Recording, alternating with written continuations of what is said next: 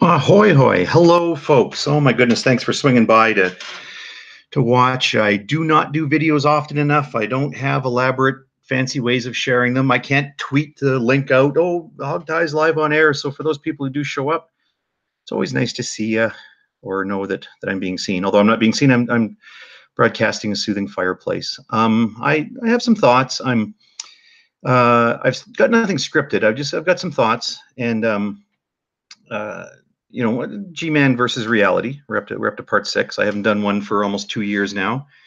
It's neat to see some familiar D and Tyler and Nar Warrior. So I need see some people there in the live chat.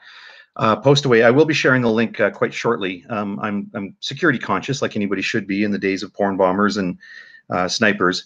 I will be putting the link. Drag has a thing set up, so I'll be putting the link in there.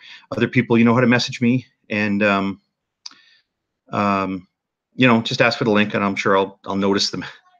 So also post in the live chat if you had asked for the link somewhere. I'm not really good at sort of monitoring all the places. One should monitor and do this. But okay, so I've G-Man. Oh my goodness, he's been on everyone's mind lately. He certainly catches my attention now and again. I don't kind of babysit his videos the way I used to when I was really enthused about Jason Burns. Jason Burns was such a fascinating being to share the internet with, because you never knew what you were going to get. Right? It was some days he'd be crying, and some days he'd be doing practical jokes and being silly, and he's pouring ketchup on himself, and then he's on a hunger strike, and then an hour later he's eating McDonald's. Like Jason sort of had a set of modes, and you never knew what you were going to get that day. And I found it was kind of important to keep up on it. G-Man is a lot less interesting because his mood tends to drift over a period of months, and these recent months he's been in a very angry, bitter, hateful, genuinely deeply hateful phase. And it's not as fun to watch as that wonderful mood lability that Jason Burns would show. It's just sort of more depressing. Like you sort of wonder how G-Man functions through his days being that contemptuous of reality and just hateful of so many of the people around him. So I don't necessarily tune in as much, but I catch up on the major sort of drama events. I mean, I was paying attention to his take on Jade's passing. I had commented in a hangout. I think Drag had hosted this hangout where I'd made the comment that, yeah, once again, people point out to G-Man that people pointed out to G-Man, look, you kind of set on this campaign to really bash Jade. An attempt to make her feel bad about herself. My understanding is that attempt was not successful. Jade did not seem all that upset that, G-Man's gone off his rocker again, whatever. But certainly the intent was there. The effort was there. He really wanted to make her feel miserable. And then she passed away. And he'll never have a chance now to come back and say, oh, Jade, I'm sorry. I do want your soul to be saved, but I don't mean it. He'll never have that chance. And people pointed this out to him. And instead of responding to that, G-Man said, oh, people are accusing me of causing Jade's death. And not a single person thinks that that's actually the cause of her death. But he's going to defend himself, I think today I saw something that I just went, oh, my God, G-Man. And it sort of struck me as particularly horrible. And then 2 seconds later, I went, that's not that horrible. That's just G-Man. So what it was, there's, G-Man during this recent campaign of saying, oh, nobody can show that I've done anything unbiblical. Nobody can show I've done anything wrong online. I don't want to talk about my personal life. So like online, when he says that the Lord brought him a wife and now he's married and now he has kids or a kid or 2 kids, depends on when you ask him. And then additionally online, he said that he's never been married. That somehow doesn't qualify as online behavior because there's lies he tells online. But apparently we're going to set that aside. We're not going to talk about that. But he says, oh, no, he's never done anything bad online. And this thing about bearing false witness, kind of an important, people point to the 9th commandment. He can dismiss that as irrelevant. But even in G-Man's cherry picking, he will say that how you know what a real follower of Christ is, what a real Christian is somebody who follows Christ's teaching, who puts in that effort. I guess someone who is an unrepentant sinner, let's put it this way, someone who's an unrepentant sinner can't possibly be a real Christian in G-Man's eyes. And here you have an unrepentant sinner. His vigor for false witness is staggering. That guy will lie about anybody, anytime, anyway. So now he's launched into a campaign against Annabelle. You know, somebody who's sort of intermittently involved in our community. I mean, she certainly used to have a lot more of involvement. I think she was sort of more active in the Eon of Nadia. You don't see her much anymore, but apparently she's a tremendous whore. Apparently she just fucks everybody. This is what we're told today. And I don't know that G-Man is really intending to slut shame Annabelle. The take I get on it is that G-Man must have been walking near a schoolyard and heard one 12-year-old make that classic joke that kids say in middle school, something along the lines of, "Oh yeah, well she's like a doorknob. Every man gets a turn." Hey G-Man, I got a second one for you. It goes like this. Yeah, she's like a bicycle. Every guy gets a ride. So you can use that one now, G-Man. So it just sounds like he heard this joke that children tell each other as a way of sort of slut shaming. And he thinks, oh, that's a great way to make fun of Annabelle. But he really carried it to a disgusting extreme. To borrow, I just glanced at the side chat. The first word I saw there, Fiona, was disgusting. His comments about Annabelle's indiscriminate sexual nature are horrifying. Just like, what is wrong with this guy's brain? And it's interesting I say that, because that'll end up being the theme of what I'm going to talk about here. He says some really atrocious things about her, and I kind of went, that's pretty disgusting. And you know, for somebody who claims to be a follower of Christ and understands the import of Christ's express prohibition against speaking ill, bad light type comments, defaming comments, bearing false witness.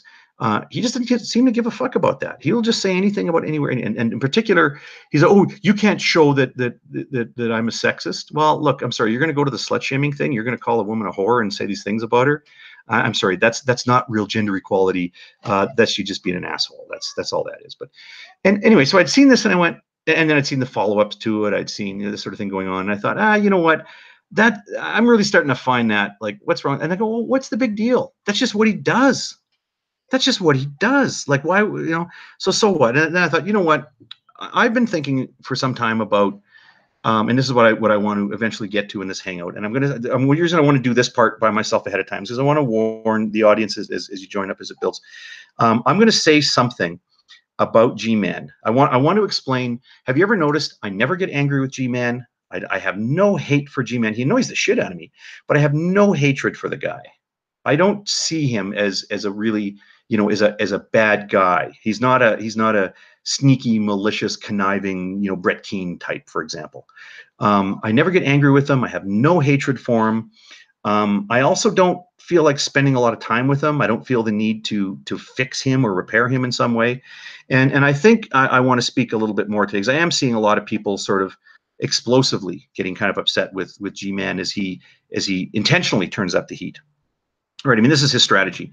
G-Man read at some point John chapter 15 and other similar references. And towards the end of 15, he goes, skip 15:12, where John is claiming to quote Jesus, saying, you know, to love one another. Skip blah blah blah. Skip that. Go up to like 18, 19, 20, in there somewhere. He starts saying about, well, when the world hates you, know they hated me. And there's another passage, and I'm forgetting it. It's I forget the reference, and it's too bad, because it's such an important one for these radical evangelicals. Is that if the world likes you, if you get any respect in the world at all, then you fucked up. You're not a real Christian. That's how they interpret it. So they take passages like that and they say, you need the world hating you. If the world doesn't hate you, you're doing something wrong. When the world hates you, you're doing something right. So it's not about, like, where Jesus was telling his followers that know that when you're hated for the message, understand that sometimes happens. Some people are going to react that way. And just know that keep your faith in me because they hated me first. That's what Jesus was saying. But they interpret it to mean that you're supposed to be hated. You're a failure if you're not being hated. Do what you need to do to make sure you're hated. And where Christ was speaking about being hated for the Christian message, these guys take it to mean do anything. Be a tremendous cunt is what Jesus told us to do. So I think that's what G-Man's doing now. So apparently I'm hearing some stuff about, and I'd seen a video caption go by about Ms. Starr. And there's some tension there with Ms. Starr. I'm going to ask some people to come in and explain that. I don't know what that's about. I know Ms. Starr has been a bit of a G-Man booster over the years. That, I mean, she strikes me as sensible. Like, she doesn't go off the deep end, you know, like a true empiricism that just you know, doesn't care what's true or not. I'm just going to support my friend. But she seems that when people go overboard attacking G-Man, Ms. Starr has always been in G-Man's corner. And then I see messages today about apparently he said something to her about her kids or her mother, or I don't know what the hell that was about. So I'm not going to comment too much on it now, but it just seems like I don't have the time it requires to invest. Oh, well, now G-Man's upset with Ms. Starr. Now G-Man G-Man and Dragnet, that's kind of an ongoing thing, but he just seems to find all these targets. You know, he's fighting with that Malone fellow, and he just got every day he's got another set of targets.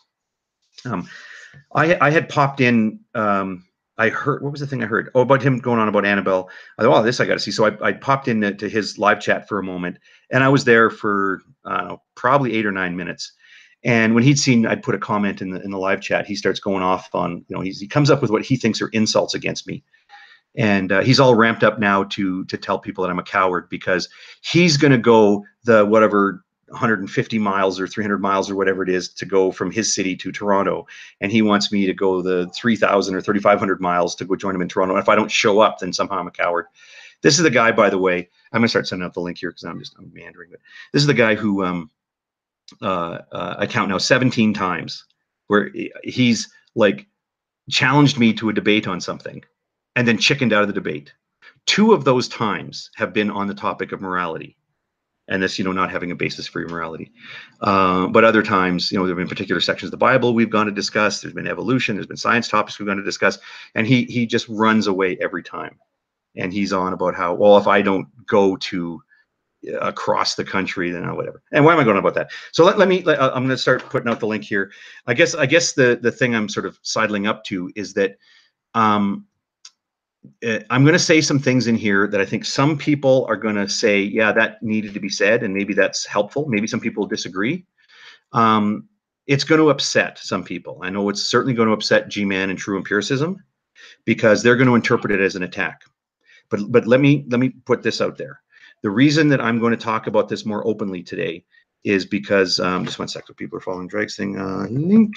The reason I'm inclined to say something about it today, and it's going to stir up some sort of moral questions. Oh, well, if you say that, does that mean we're supposed to be mean to him? Does that mean we're supposed to be nice to him? You know, what does that mean? Okay, well, in my view, anytime you get into a moral dilemma, the solution to the moral dilemma is found in knowing the facts of the situation, and then making choices on looking at what your options are and interpret those within your moral rubric or your meta ethic. So I just want to get out some information that you know could be debated. Is this true or is this not true? And then second to that, if people want to say, well, if that's the case, then do we be nicer to him? Do we be meaner to him? Do we ignore him? Whatever. Those sorts of strategic or moral choices are something we can do down the road. Welcome, Fiona. How's your day been? You're on the ground. You're not in a tree today. No, I'm not in a tree today. Well, your sound is great. Thank you for reminding me of that. I was desperately trying to forget about that one. Yeah. Yeah. Thank you to JD Kane for taking a call from me and talking me down from that tree. Well, it's funny, when I read your description, I got it because just about a month ago, I had gotten the ladder, and I got one of those multi-folding ladders that you can put the 2 things down and have a platform, Yeah. or you can make a Z out of it. And I had it, and it was like right up under. I didn't want to put it against the eave trough because it bends the tin, right? So I put it against the house, and I could get up, and then I could get my hose up there and everything, and I pop up on the roof, and I hose out all the drains and stuff. And all of a sudden, it was like when I went to come back down, I got back in my belly and started to scooch my way back down, and I was like, oh my God, how do I get back down? Because you can't see your feet, you can't see where the ladder is, like, you know. So I ended up having to get a spotter to a little right, Yep. a little right. My right or your right? We're facing the same direction. Well, I was up that tree 3 hours. You were there 3 hours? Yeah. That's crazy. Oh my gosh. I know. So if it hadn't been for JD and me actually calling him and then saying, look, I'll put my camera on, tell me where my foot is. And I couldn't get the speaker working on the phone, so I had to get it back to my ear, and it was a nightmare. But anyway, the reason I came in was because I thought I would fill you in on what's happened with Ms. Starr. Because it seems that you're still trying to catch up with that one. Sure. But before setting off that rocket, does somebody have contact with her? You can send her a link. I had seen her in G-Man. G-Man just did. I caught the last 30 seconds of it, of his blah blah blah thing about tonight or whatever. And I used that as my chance to post an announcement in his live chat that we'd be over here to discuss things. But I saw Ms. Starr in there, and she seemed pretty fired up. So I don't mind if she comes in. It's just we're not, she's not a friend or a frenemy or anything. If somebody has a way to contact her, I think I can do it by. I think I've got it on Skype. I mean, anybody but you, because now it's going to interrupt your story. I don't have contact details with her. I can get her privately on G+. And I can get her on Skype if I fire my Skype up again. I'll Oh, she's in the live chat, sorry. The problem is, Miss Starr, I don't really exactly know how to get a link over to you.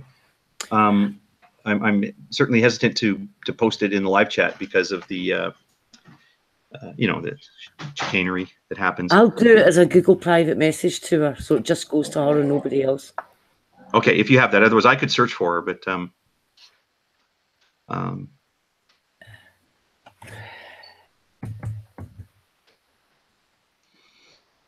we're getting all the.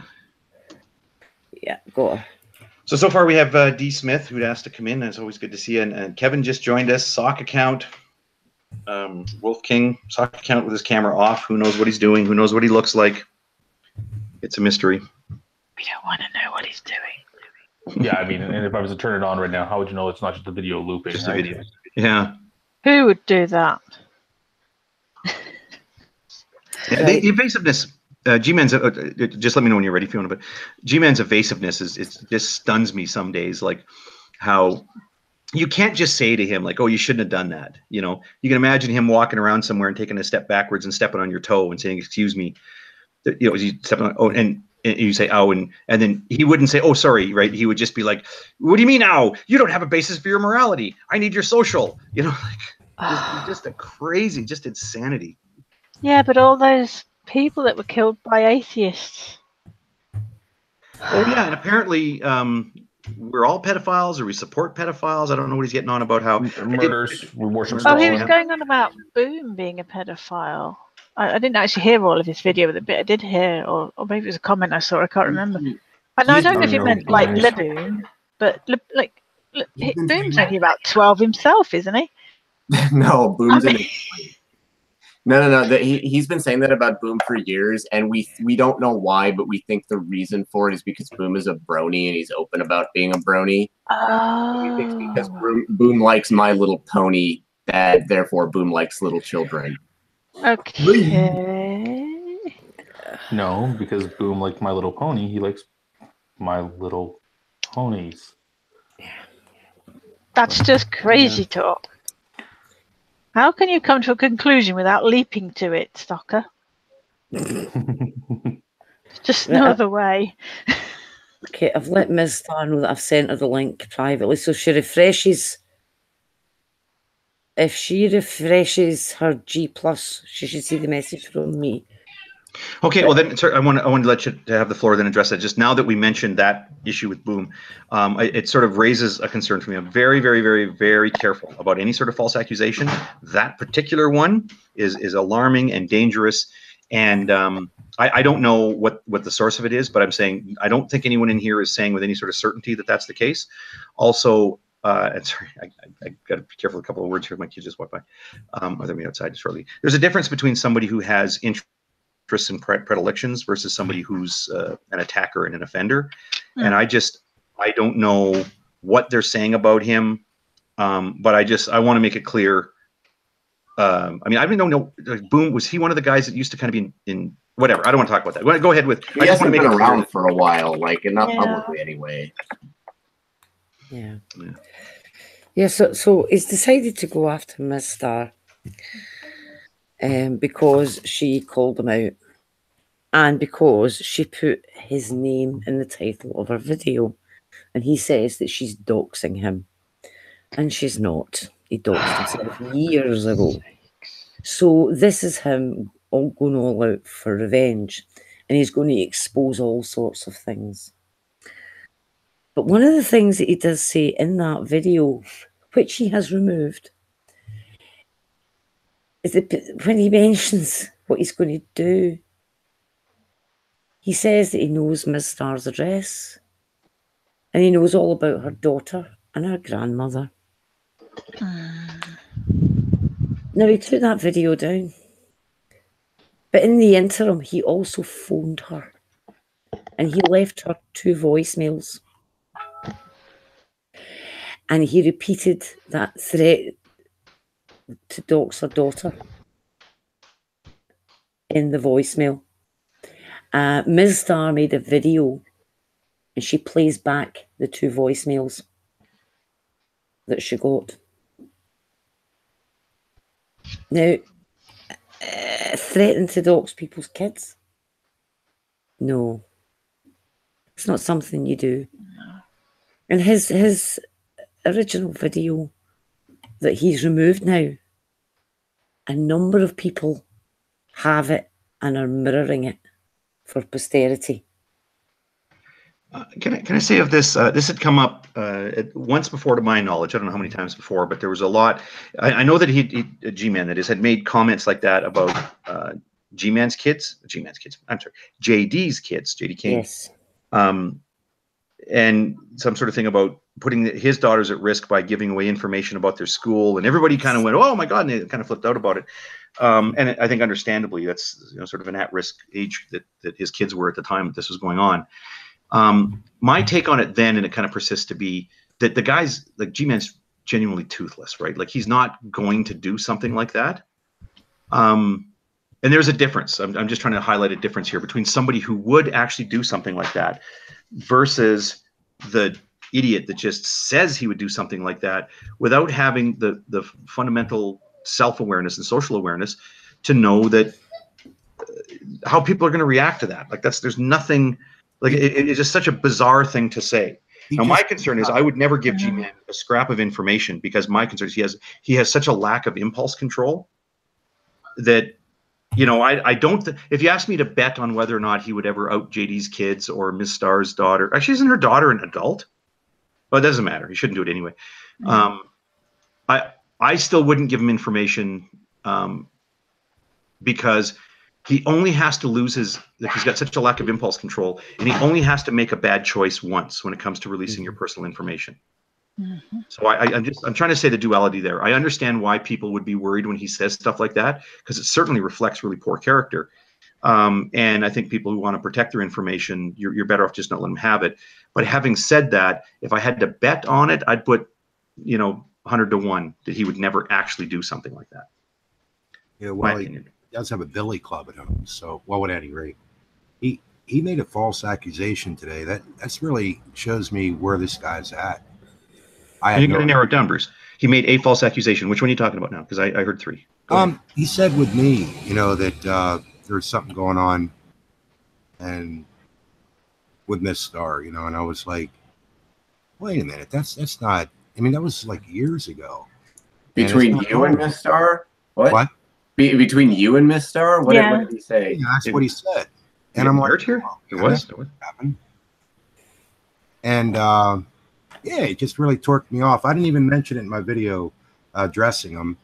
I was really that torqued off about it. And yeah, fucking keyboard warrior. Yeah, he can fucking come here if he wants. I'm agoraphobic, so I'd appreciate if the son of a bitch would show up at my door. Sorry, I'm a bit of a prick, but you don't want to fight him on the lawn. He's got to come to the house. You don't want to fight him out on the lawn. Oh yeah, I'd go out front. Okay. Yeah. Okay. I mean, so at least the cops don't have to go so far to pick him up and shit, But no, anyhow, my whole point is I'm not. Whatever the fuck. I mean, the point is, you don't do that to people. You don't make shit up based on what you think could have happened and present it as fact. It's wrong. It's demonic, actually, and it should be in his own mind. But he's too fucking stupid to even recognize that. It's weird. It's weird. The more I watch him, the worse it gets. So I might have to avoid looking at him for a while. they're listening. Well, he's easy to Well, avoid. I think it's actually. So, Oh, okay. Go ahead, Sokka, please. Yeah. I think it's actually the best thing, and I've said this before, is that, you know, on the internet here, in this little realm here, okay, the people that engage with G-Man, you know, it's a voluntary thing, okay, and he does make videos, you know, to people. He does call them out. He does address them, you know, certain people, and sometimes it's not in the best of light. Obviously, he will put videos out there that he knows are going to be hurtful. All right, but then make him accurate. If he's going to do something to hurt somebody, make it either a joke. Right. Yeah. But see, that's you'd have to go and try to get him to change what he's doing, and he doesn't want to change what he's doing there. So, if you're going to engage with him, you know, let's like, okay, this is what you're dealing with, and if it's just like, if it gets to the point that he is, if you're losing sleep at night for the stuff that he does towards you, you can literally just block his channel, ignore him completely, and nothing will come of it, because there's nobody out there that actually takes him seriously. No, but the problem with that kind of thing, though, all you need is somebody to see it. Who's going to watch G-Man and be like, oh, this reasonable man right here has presented these points that I should probably listen to. Well, I'll tell you exactly how it could happen. Somebody looks at my video in my family and says, well, who's this commenting saying such and such didn't even happen? What's this about? You know what I mean? I mean, the dumb bastard, he should know better than to do that. I agree. Can I just back up for a second and go over a couple of facts, in part to clear up my brief confusion today? There was a fellow, I'm going back several years now, back when a lot of these conversations took place privately over Skype. A lot of us I met Jade through Skype. There's a fellow I'd met in that. I used to have a lot of good conversations with Nephilim Free. He and I were good Skype buddies. There was a fellow there, and I've been straining all day to remember what his weird Skype handle was. Fala no Sholoba, Fashalono Noba. Started with an F, and then there was an A. That actually sounds familiar, but I'm not sure. I mean, I could ask in the Skype group I'm in. Okay, he has kind of a gruff voice. I remember he had fairly long, light-colored hair, whether it was blonde or gray blonde kind of thing. A very gruff voice, and a believer, like a very devout believer. Got very passionate. He'd sometimes go crazy and kind of yell and whatnot. I recall his name was Bruce. And I'm Stiggy, Sabella's husband. Stig, yeah, he went by Stiggy. Stigmadine. That's the guy. Yeah, he went by Stiggy for the longest time. And apparently he had a fire, like about 8 years ago, he had a fire and lost a bunch of stuff. He's in the chat. Follow Nashoba, yeah. He's in the chat right now. He's not in the chat. I would have. No, just his wife is. Sabella's in there at the moment. Okay, that's the guy. That's the Bruce. He and I used to talk on Skype quite often. No, Sabella's husband is there. Oh, is he? So the guy called Shepherd in the live chat right now. Simply one word, Shepherd. I'm Fala Nash Oba. And he had long hair at the time, a very gruff voice. That's Stiggy. Yeah, and I remember he changed his name to Stiggy after a while. I always called him Bruce. I thought his name was Bruce Shepherd. And then now you're Bruce, the guy that people strain to insult. But you're a different Bruce. Like yesterday, because of that people started calling Brucifer. I thought you were a completely different guy, but then I got confused yesterday. I thought, well, wait a second, is this Bruce that's going to host this thing? Is that Bruce Shepherd now? Like, I'm all confused as to which Bruce is which. Your voices are totally different. But then I heard a video today on a channel called Shepherd, and that guy was screaming like that was my old friend Bruce. Who, when he got passionate, he's yelling like, "Leave my!"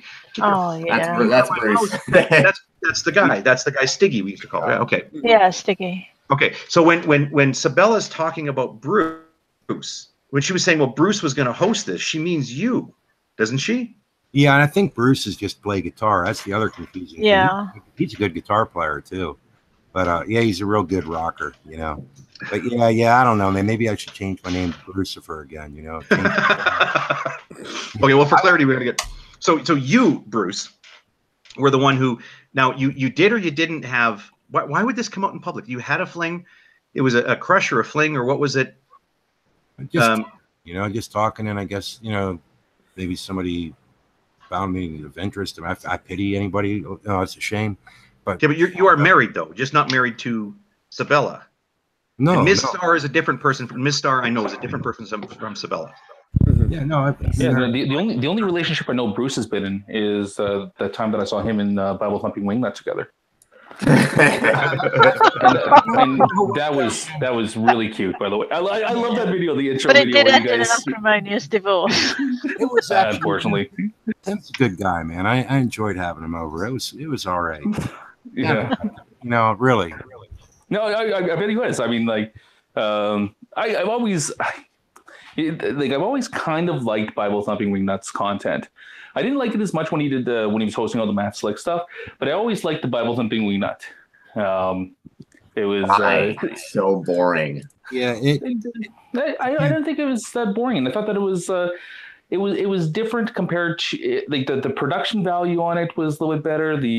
I think that the arguments were slightly above the curve than what I'm used to at the time, but I don't know. I enjoyed it. I mean, I like listening to like everything that's kind of related to the topics, and Bible Thumping Wingnut was one of the ones I liked listening to.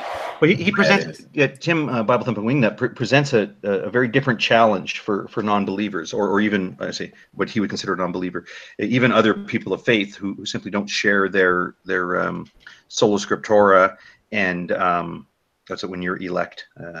well, Arminian versus what's the other one? Calvinist.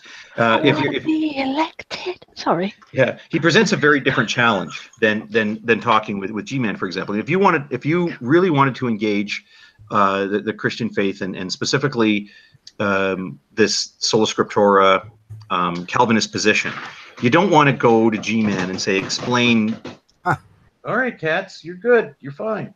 You don't want to get them to explain it because you're just getting the random, craziness. Stalin and Pol Pot and Hitler, Whereas if you tried to clash swords with Bible Thumping Wingnut on those issues, you're going to find a very calm, well-reasoned but rigid explanation in return. And I always found him a lot more difficult to deal with in conversation.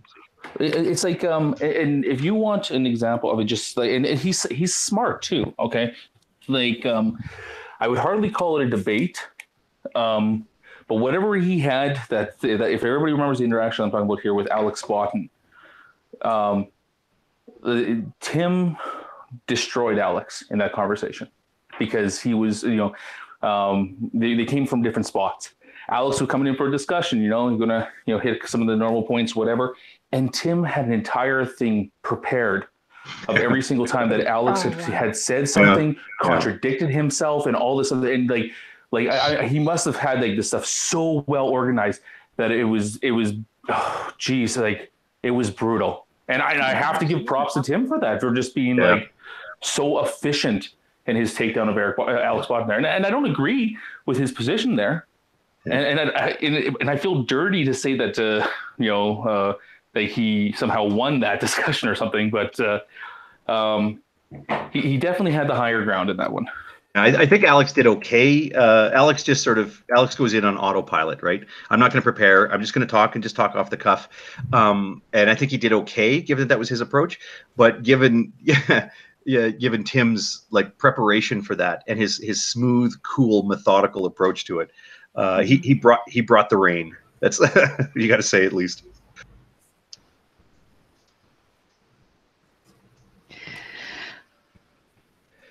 Well, I can't say. Yeah, sorry. I was just going to say I haven't seen that video, so Hangout, sorry. Yeah. Well, it was interesting. I mean, it was the past. I know, and just actually, we should again sort of meander back to our topic. But I will say, I think it's getting to be a little more widely known that Tim is not as present on the internet as he was. I sort of feel guilty. I feel I should message him on Skype and just say, how you doing? I don't know why I wouldn't do that. I don't Skype very much, but he's a guy I should turn my thing back on and actually message him, because I think people know he's having some difficulties in his family, and it's time for him and his wife to sort of be strong through difficult times as couples age, but he earned sort of a bad reputation, Tim, especially during the Matt Slick era, right? A lot of very tightly controlled conversation, and I will say those guys, Matt and Tim and Len are not nearly as bad as people present him to be. Andrew might be as much of a dick as people paint him out to be. Yeah, yeah. But he might. I can't. Yeah, I don't have enough pirate. of a Who's the pirate? Oh, that John. Yeah, John's got half a brain. It's too bad. Yeah. I'm sure he's nice to his friends, but he's just one of those guys that, what do you do? He's. So you think they changed then recently? That I mean, I haven't been there for a couple years probably, and it. I mean, for me, I would get frustrated watching the pre-sub sneaky. I think it's sneaky. I didn't think it was real honest, I don't know. It's just my view of it. But I thought they were probably still doing the Matt Slick thing. So things considerably changed. No, well, Matt's schedule has changed significantly. And I think Matt, I haven't spoken with Matt about this, but Matt Slick, but I kind of get the impression that he, that sort of regular Sunday thing, it was getting boring for him because he was getting the same responses from the callers all the time. And he's not someone to hang in with something that bores him. If something is tedious to Matt Slick, he won't stick with it. He tends to go where the challenge is. So I don't know what he's doing with it. I haven't spoken with him for some time, not quite a year, but he strikes me as somebody who would, I don't know what he's up to now with his schedule, but he doesn't seem like somebody who would have kind of toughed it out. Yeah, Len can be a prick though at times, I think the other guy, I have trouble with that. Len actually was one of my first sort of Skype buddies too, and we were in a hangout. I think actually it might have been the Line Ghost show, and then afterwards we were just like, hey, let's keep talking about this. And he and I did a one-on-one Skype call, and it went on for a couple hours, and then we just once in a while call each other up, and it was we very, very quickly connected. Like Len was just one of those guys that I just felt like this is a really sincere guy. He's a thoughtful, caring person. We broached the very difficult issue we have. I think he has sons, and I think he does great things as a dad. But then he teaches them this bullshit story, and you got to be a certain way. You got to be Calvinist, and the precept argument is super awesome. And he teaches them the story that to me is just a bullshit story, and that's harmful to them. Evolution's bad, and you guys are victims of a scientific conspiracy. I wish he wouldn't teach his kids shit like that. I wouldn't say he's a bad father for doing it, because I know other things he does with his kids that he's super dad. And he sees, me and my kids, and he's just horrified that my kids, unless they meet a better influence than me, they're destined to the lake of fire. And we broached that issue, and I really connected with him well. And I know every time I've seen him on air, he's just such a shiny knob that, like, why are you like that, And yet I still sort of had fond memories of the sort of first connection. So I don't really know where to peg him. I think he's a good guy, but I'm yet to find a second person on the internet who agrees with me. So. It's the same thing, because I keep saying shit like, that, Beckel's not a bad guy. But then, I think back to 5 years ago when I used to engage with Beckel, back in Xbox champs rooms all the time. And, we had good conversations. And yeah, he says some of the stuff now I definitely disagree with. Especially when he gets into interactions with people like G-Man, where it's just like, oh man, why are you agreeing to this? Because I know you don't believe this, this stuff. But that being said, like, it doesn't take back the fact that I have had good conversations with some of these people before in the past.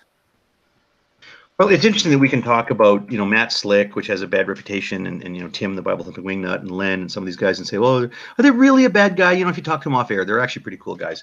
But what about G-Man? Is he a good guy that we don't misread him? Not really. Not really. Well, I don't think he's nasty or malicious, but I think he is. He's not a nice person. What has he ever done in these 6-7 years he's been on the internet that could ever be considered good? Oh, I can answer that. So he left once or twice. Fundraiser. Gus Belanger was in a hospital in Ontario. I'm actually told recently that he's still, I don't know whether he's been in and out, but he's still at that facility. He's in a different part of that facility. But because of his condition, he's actually almost a permanent inpatient. There was a fundraiser recognizing that he wasn't able to work anymore, and the guy's essentially jailed in a hospital. There had been a fundraiser, and part of one leg of that fundraiser included having a debate. Oh, there's so many debates. I forgot who it was. It was G-Man, and who else was in that debate? Can't remember who it was. But yeah, it was a fundraiser for the benefit of Gus Belanger. And G-Man, knowing that, was quite eager to step up and say, yeah, Gus is a good guy. Let's do a fundraiser for him. So that was a good thing, wasn't it? Well, But didn't he accuse it of being a fake fundraiser? Yes, Yeah, sure that's the did. recent, that's the recent thing. Yep. Okay. Yeah. Who does Well, the 'cause most good for? Think of it this way: who does the most good for atheism? Would it be Rand Campbell or G-Man? Oof. Well, it comes down to platform. I mean, like really, like the Rancam doesn't have a huge platform, like to He's got to a get flat to. Earth cult. Well, yeah, Oh yeah, it's but, got but that's just Oh, yeah, catered he's to booming on that's it. that's catered to people that already believe that stupid shit. Even though I think we've had this discussion, Hogtie, about whether or not Rand's actually sincere about this stuff, and I still say he is not at all. Yeah. But with G-Man, these people to say that he's the best thing for atheism. I don't think he can deconvert people to atheism, but I think that there is certain people that do wake up to his stuff and realize that he doesn't have the best techniques in which to approach a conversation, and I think that in the long run he does help out with moving people more towards a position where they can have amicable discussions. You don't think that people can deconvert to atheism? You're saying, or? Well, no, I'm not saying that people can deconvert to atheism. People deconvert to atheism all the time, especially younger generation. What I'm saying is that if somebody watches a G-Man video, like the way that Shadow kind of tells a story with his son, where it's just like he watched a G-Man video and it's like, well, done with this religion, type thing. If an atheist comes about because they see G-Man acting the way that he does, then they're atheists for terrible reasons. Yeah. Okay. That's not a good reason to be an atheist, and I don't. If you're that easy to switch your position just by watching a G-Man video, you have a very weak position. And I want people to have strong positions. I want people to believe things for good reasons. And not liking G-Man's not a good reason. Not just the person who watches a video, but what about someone who falls into that group of people who think that way, and they start changing their life to fit in with those people, and then all of a sudden they realize, wow, then there's some these people, there's no Jesus here, I think that could affect. Yeah. Yeah, I think as well, as an atheist, all I'm saying is that that's a bad reason to deconvert, is what I'm saying.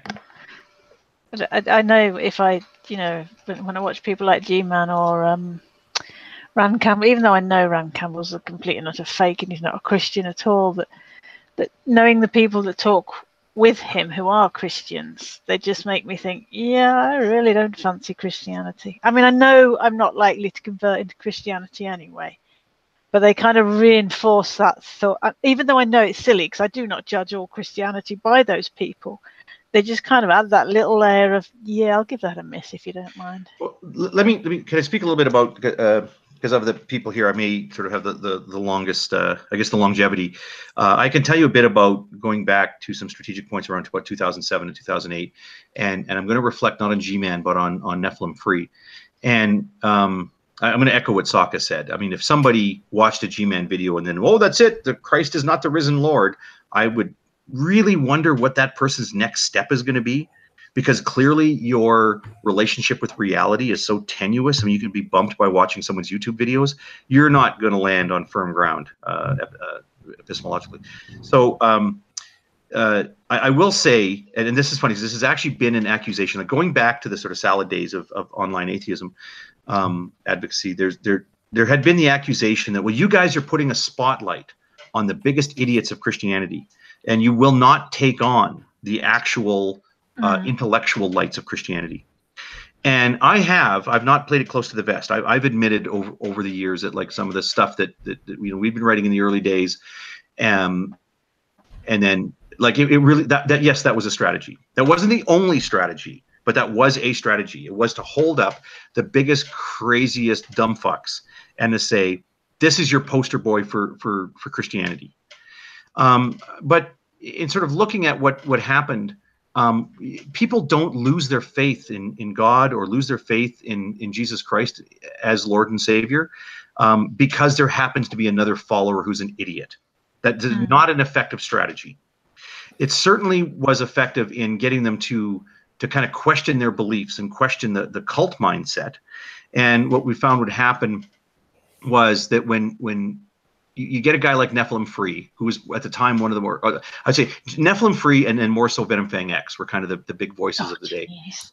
And when you could catch them doing something absolutely odious, just heinous stuff, and like Nephilim Free was always the biggest voice of creationist type thinking, and it ended up putting just like getting your dog sprayed by a skunk, right? That smell just hangs.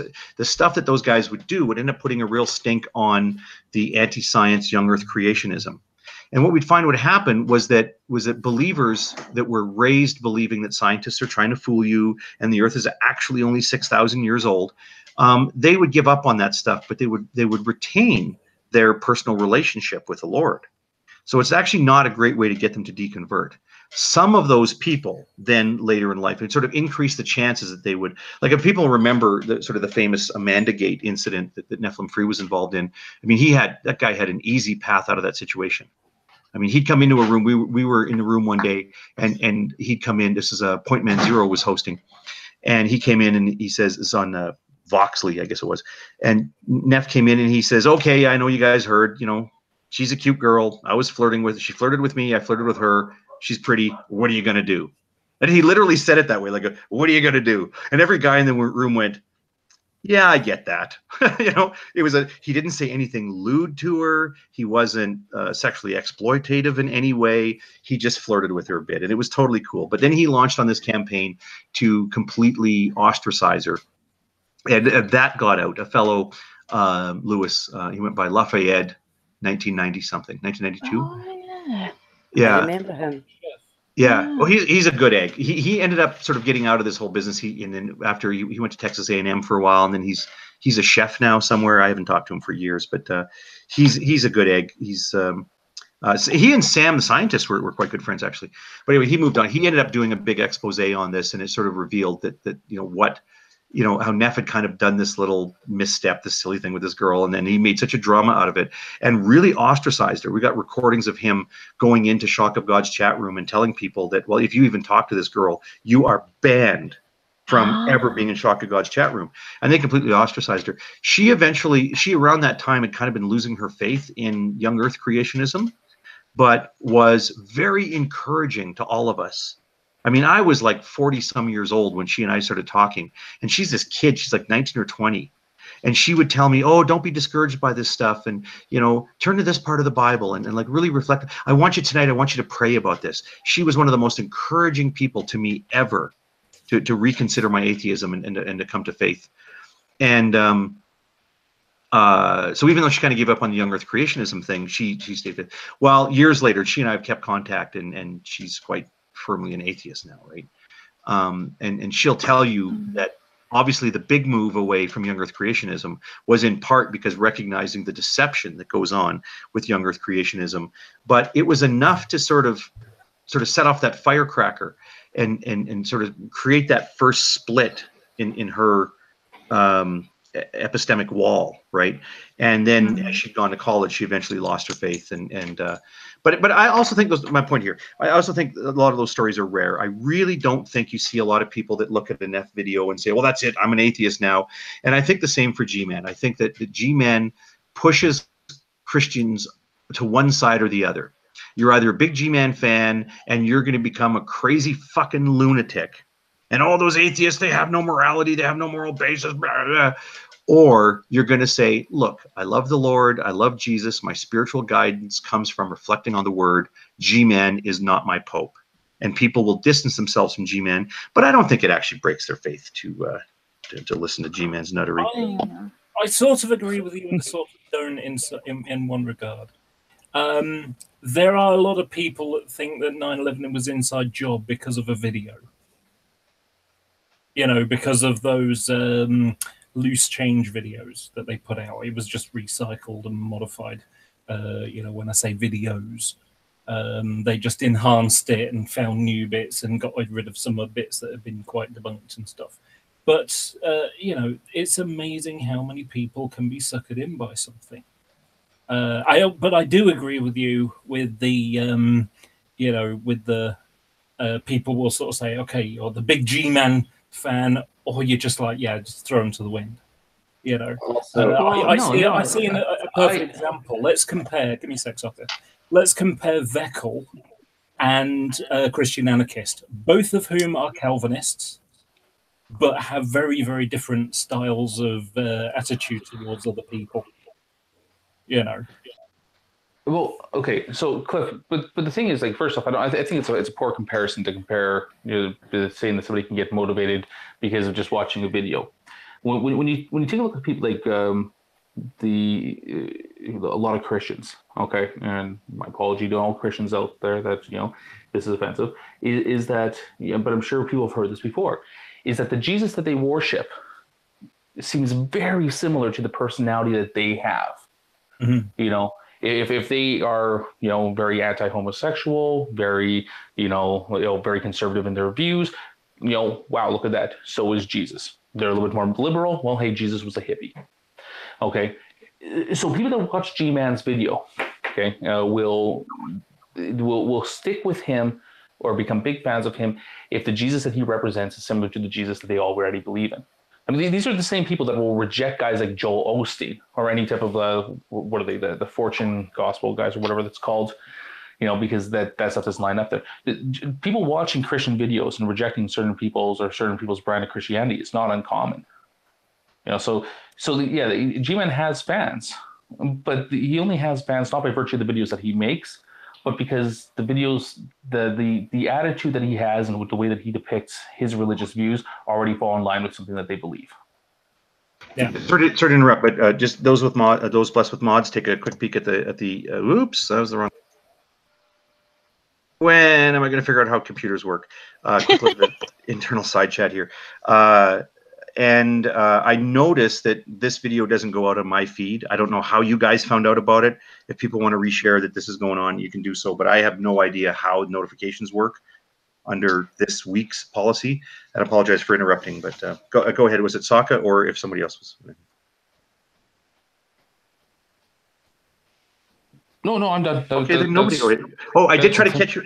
I did try to catch you on the end there. Jim, our friend from, I'm going to say I don't know, Louisiana. I don't know where you're from. Good to see you. Your thoughts are welcome. I noticed you're one of the people I alluded to, not by name.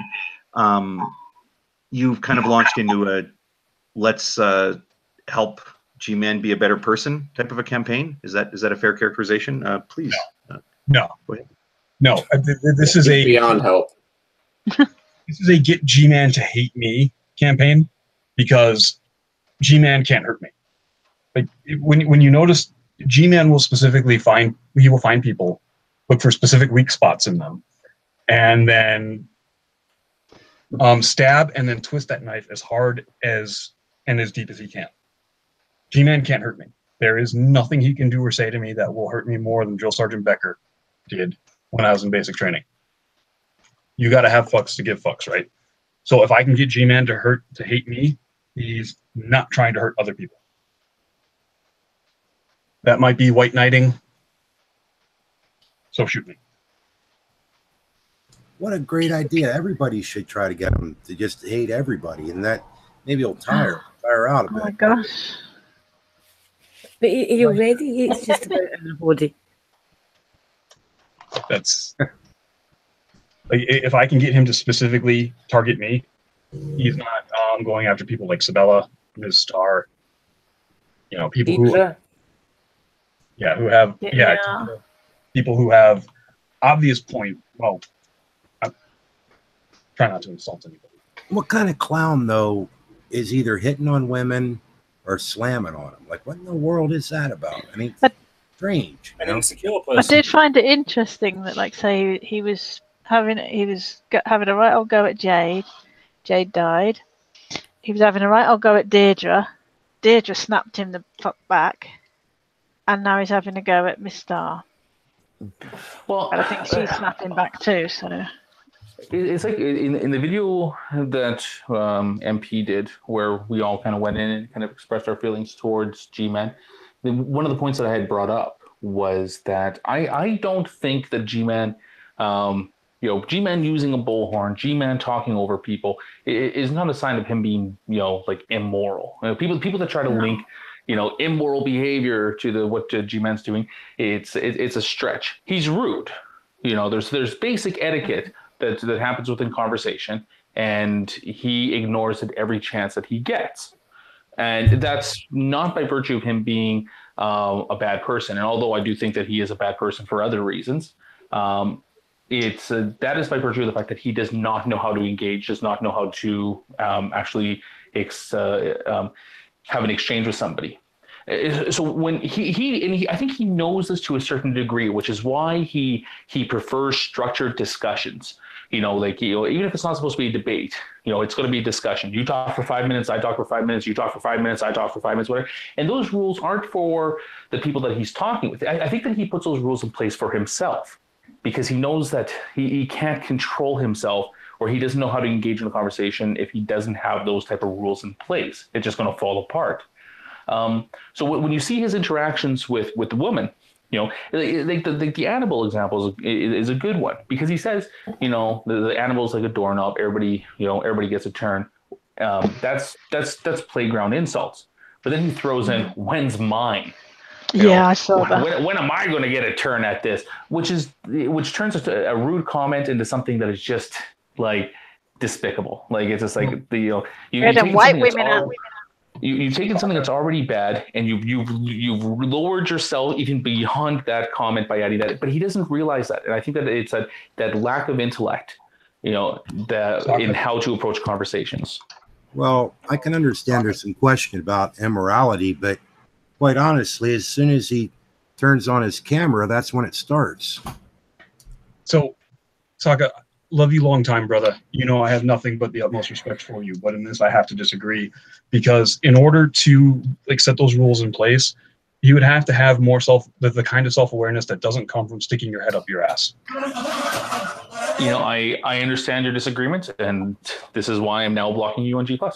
Okay, cool. We'll see you at D&D night, though, right? You're not forgiving him? Yeah. I'll see you at D&D night. This is a temporary block. Gotcha. Wait. $50 to debate you again, right? Yeah, $50 is my going rate. Okay. I'll waive it though for it's actually $500, but I waive it to $50 for friends. Okay.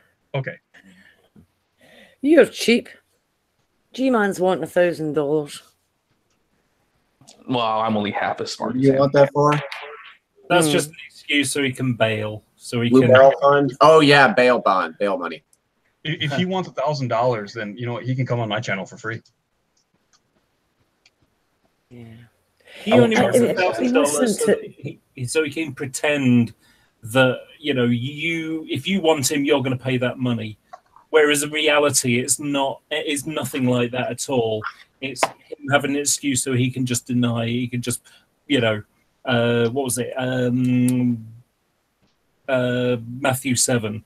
You know, just won't cast his pearls before swine. I've been listening to what you guys have been saying.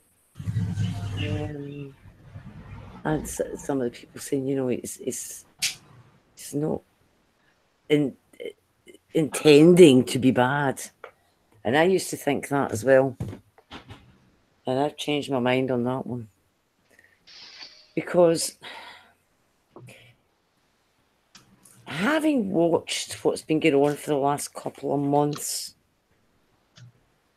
I'm going to use a phrase that Jim actually used. If you look at what's been going on over the last couple of months, you begin to detect a certain low cunning. There is intent here. There is intent to hurt. Now, why did he bring up Annabelle today? Because Mark was in the live chat. That's why. He was trying to hit at Mark. That's why he said that about Annabelle. What did he say about Annabelle? He basically was saying that she was a bit of a slag. He called her a doorknob, and everyone's had a turn on her. To kind of build on what you were saying, Fiona. And this is something that I'd said a while ago. His beef with Jade, may she rest in peace, wasn't with Jade. He knows that you and Drag and JD were very good friends with her. And if you looked at his pattern or his topics of discussion just prior to her passing, it was all JD, it was all Fiona, it was all Drag. Like he was going to beat you, he was going to school you or whatever. When he realized that, especially after the New York trip, that he's actually a blithering idiot and can't even stand in your shadow. He couldn't even fucking find your shadow if he had a map and a compass. He says, well, let me get you where it hurts, and I'm going to go after Jade. He actually said that out loud, but not long before he started going in on Jade. Yep. That he was going to do that as a punishment to those that he disagreed with. He did actually state that. I didn't know that, so I guess it was a good guess on my part. Yeah, he actually did state that. So when it started, I wasn't surprised that it started. But one of the reasons he was actually going in on her was his seething hatred of Roman Catholicism. So I was expecting that to be his target when he went for Jade. But instead, he chose something else, and he was appalling about it. Absolutely appalling. But the other thing is that he tells intentional lies. We've watched him. We know he is actually capable of telling the truth. So why doesn't he? I think the answer is in Proverbs 6:16. I've mentioned it before. I'm going to quote it. There are 6 things the Lord hates, 7 that are an abomination to him. Haughty eyes, a lying tongue, hands that shed innocent blood, a heart that devises wicked plans, feet that make haste to run to evil, a false witness who breathes out lies, and one who sows discord amongst brothers. How many of those are a G-man? But Cliff, you're an atheist. What's your basis for your morality? What's your social? Yeah. Are you adopting the Christian worldview in order to rebuke G-men? I'm effectively saying that by his own Bible, that thank you for acknowledging Christianity is true. Next convert. Have you ever considered I know he tried to do that yesterday. even the devil uses the Bible? It's a really bad one, but you know, effectively at the same time he's calling Jade an abomination because she was homosexual. He was being an abomination himself. I love the contradiction. You know, not the contradiction, sorry, the hypocrisy within. Hypocrisy. Well, if we're voting on Fiona's question, I think she raises about whether people think he does these things, he lies intentionally. Is it knowingly lying?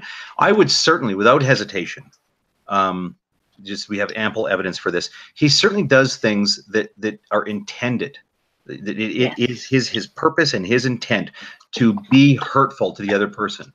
Right, and this is sort of on my mind, by the way, because I mean, people know what age my kids are roughly, and you end up having these sort of very low-level discussions with them on morality. Like they're not ready to sit down with Ozzy, although I think Ozzy would be great talking to my kids. But you know what I mean? Like the discussions we have with Ozzy or Soccer and these guys on the topic of I'd say epimorality. Epimorality. What's what I'm looking for? Meta ethics, meta morals, and sort of establishing a rubric or a moral framework. I mean, these are things that my kids are too young to really grasp. But we do discuss things about what is your intent when you do something, because it's true. Sometimes you do something that hurts another person, whether it physically hurts them, you step on someone's foot while you're in line, or online, as the Americans say, or you hurt their feelings. Right, there are times that people you hurt people. Sorry, Drake. That's a lot of busy people there. I'm sorry. I'll mute. Yeah, you guys are okay. You're well, you guys are working on the new super HIV. I know you guys are in that lab inventing super HIV. But you sometimes do things that hurt another person's feelings, and it's not on purpose. But we often talk about. I'll say, like, what did you want to do when you said that thing to your brother? You know, how does it make you feel when you do something that makes somebody feel good? And then we have to explain to them. I mean, there's bullies at their school, right? And you have to explain to them, like, you know how, like, when you do something that makes another person smile, how it makes you feel good. And when you realize you've done something to hurt another person's feelings, how it makes you feel bad. Some people are hooked up backwards.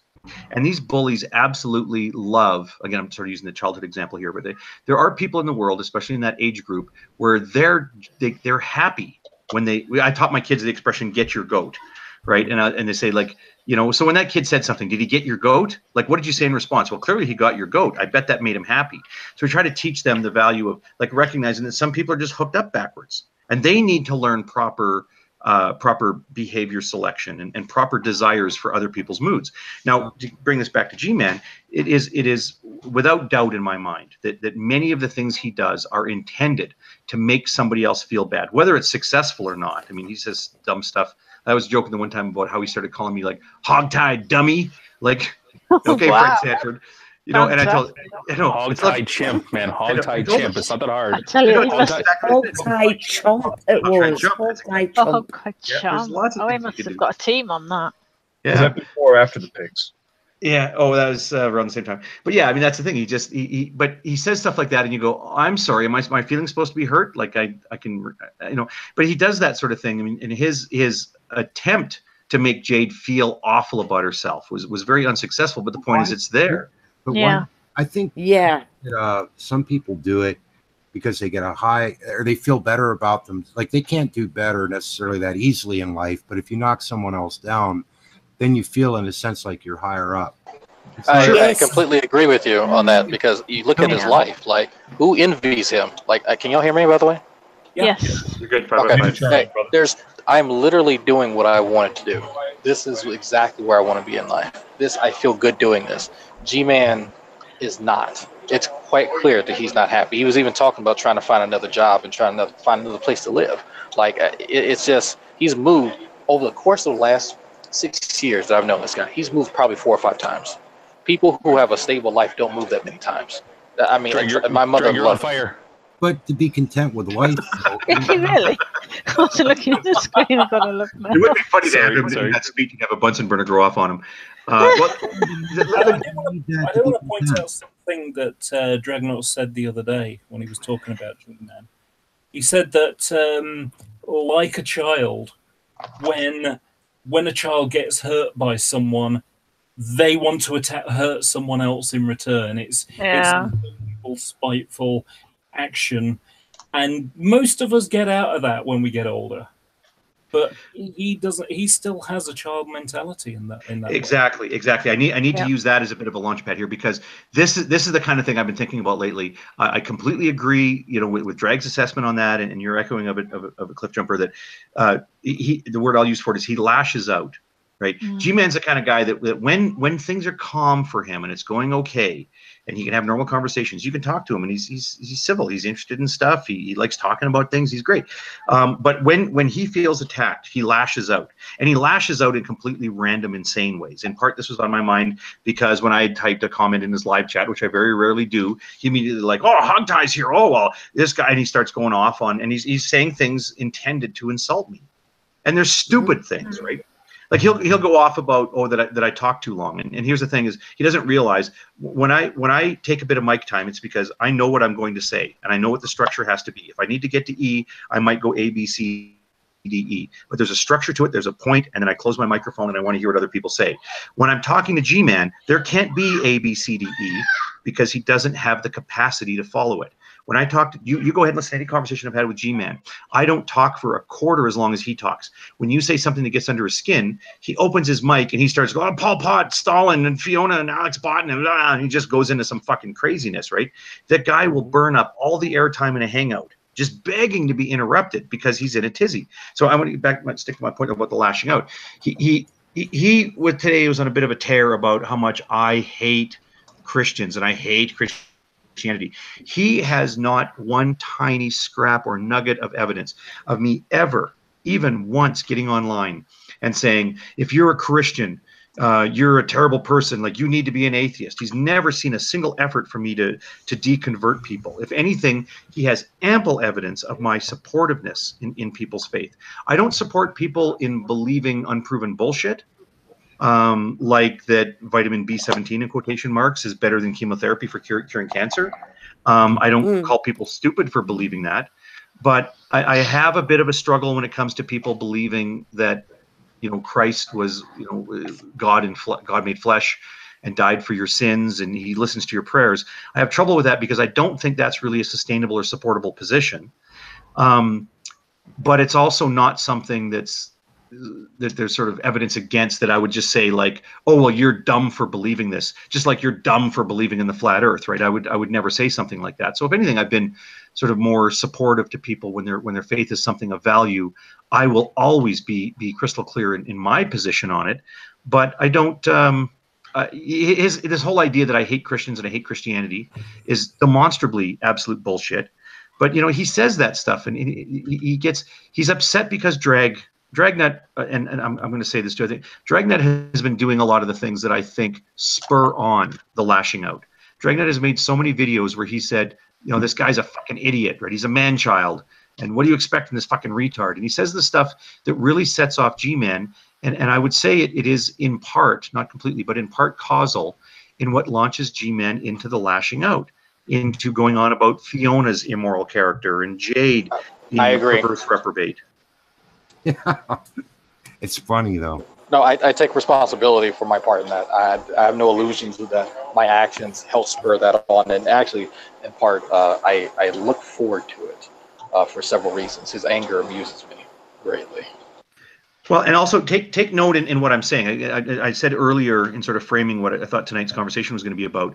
I think that when people want to talk about right and wrong and about moral choices, that has to be done in the light of the facts of the situation. So, Drag, as I say that, I'm not even saying that you're right or wrong for doing that, because I watch your stuff and I get it. I get why you do that. So I'm not saying that, you know, you're a bad person for doing it, because I think G-Man, he's so fucking thick-headed. He's just whatever, right? It doesn't really hurt him that much, but it's sort of I'm only observing, my only observation here is that part of what you're doing, along with some other things that some other people are doing, is causal in him lashing out. And I leave separate the assessment as to whether or not this is a good use of your time. That's a different issue. And I'm actually outside the lab now. So someone proposed, and that's someone's in the hangout right now, that we actually sit down and have a conversation about that. You know, what about meta ethics and normative ethics? Let's actually talk about that, because that's one of the conversations that went on years ago that it kind of got buried, but within all the bullshit. So we can actually suss out different moral systems, or I guess different systems of ethics, so that people can see where they're at. So we can actually use this nonsense as a launch pad for having a really spirited discussion. So that's something that, I can host it, or someone else can host it after this, because tonight, I'm going to be honest with you, I'm going to push your shit in. So I want people to watch it and gain, nothing but laws, but I do want to let people know that there are several of us who would like to actually have a conversation. I have no problem hosting it, or anyone else can. So if anyone else wants to host it, which I prefer, I will promote that. So hog tie, wink, wink, nudge, nudge. Well, count me in for at least being in the audience for the pushing in of the shit later tonight, because I do find that stuff hilarious, and I don't think it's harmful. I mean, G-Man brings this stuff on himself, and he's not going to be a better or a worse person because of a lot of this stuff. And then as far as that other discussion, I think it's a neat discussion that I do like to be part of once in a while, when we start saying about, well, what are we doing online? People will know, if you've been around for a long time, we've had discussions, sometimes on air, sometimes off air, about whether or not we bring good or harms to people. I think many of us recognize that there were ways that we were making Jason Byrne's life worse than it really needed to be. And I can tell you, he's a fairly happy fellow these days. I mean, when he gets such a high. So I'm just going to digress for just a second here, and then I want to get back to a question. But Jason Byrne gets such a wonderful feeling from his street preaching, or as Aaron always calls it, shouting factless nonsense. I love that expression. But Jason isn't going to get his highs in life by being a trauma surgeon, right? So he has his joy. That's great. He's certainly doing a lot better for himself now that he's not doing his insane ranting on YouTube, but he does this stuff on the street. So he's better off that we've all sort of gone our separate ways with that. You know, G-Man, I don't know, whatever. But I guess the question I wanted to raise, and I understand, I think it was Bruce that opened his mic. Pardon me. Yeah, but, I was just getting ready to take off, but I wanted to say, yeah, I wish I could feel bad seeing what Dragnot's doing and stuff, but I thoroughly enjoy it and hope he continues on with it. Sorry. And I have cooled down since I first came in. Sorry for that. I was a little wound up, but anyhow, I appreciate it. Well, I understand. Nobody here is trying to make you feel bad either. I don't want anyone to feel bad about this. I want, aside from the emotionality, I just want us to think for a moment about the effects that our actions has on G-Man's insane behavior. And I get it. You've been the brunt of a lot of nonsense too. So. But like, so last night, Bruce, like, you know, I went on your channel, okay, and we had this discussion, and we covered a wide variety of topics. And there was times that, you know, like, you know, I was talking with your friend Jay there. There's times I was talking with you, and we're challenging each other. Now, it wasn't a pile on for like let's jump on, you know, the theists here. Like, I think that I was just as critical of, you know, the stuff that Jay was saying as the stuff that you were saying. Right. And I think that's like the way to approach the conversations is that nobody was trying to win in that conversation. We're just having a good discussion. And so if you relate this to something like, and the other thing too is that everybody in the room was totally receptive. Okay, it's just like they wanted to hear this stuff. You know, people were okay to change their mind on certain things. They weren't, you know, dogmatically trying to hold on to these positions or trying to push a narrative there. And then when we take a look at something like G-Man, like the topic of atheists in morality. Okay, if you're an atheist, you know, what is your moral framework? You know, can you be an atheist and believe in objective moral values? Like these are really good questions, and they're really fun questions to suss out and talk about with people. You know, different these different views. But it's only good when you're in a room with people that want to actually have that discussion, and at least want to learn something about it. And right. and you take a look at the G-Man. Like G-Man wants to have a discussion about morality. G-Man knows nothing about morality. Yeah. Like nothing at all. Not from an academic viewpoint, you know, not from a personal viewpoint. He might as well be teaching brain surgery in the, you know, or talking about brain surgery within this hangout. And that's the problem is that, like Drake said, it's like, you know, whenever it's the same thing with MP. MP had that hangout. Like, hey, here are some reasons why I'm an atheist. Let's talk about this. G-Man was in the room. Discussion was impossible, even though it was a great topic. So, like, yeah, when we have these discussions, yeah, go in, you know, mess around with G-Man, whatever. He's an idiot because he doesn't get this stuff. But then always follow it up with an actual hangout on the topic with people that actually care. You know, I actually have a thought that when you the thought is popping out of my mind now, damn it. When you hear other Christians talking about the Bible, they're using verses and they're trying to explain why they believe or why they've got the Spirit or whatever. You know, they're trying to use it to lift up people, to lift up other Christians especially. G-Man doesn't do that at all. When he thinks he's giving the gospel, what he's actually doing is saying, I've got the Bible and I'm going to use it as a weapon. I'm going to use it again as a weapon against atheists. I'm going to use it as a weapon against Christians that I don't agree with because they're Catholics. I'm going to use these verses and use them to attack other people, not to help other people, not to bring them to the faith. It's as a weapon. You know, all his arguments are pretty much that.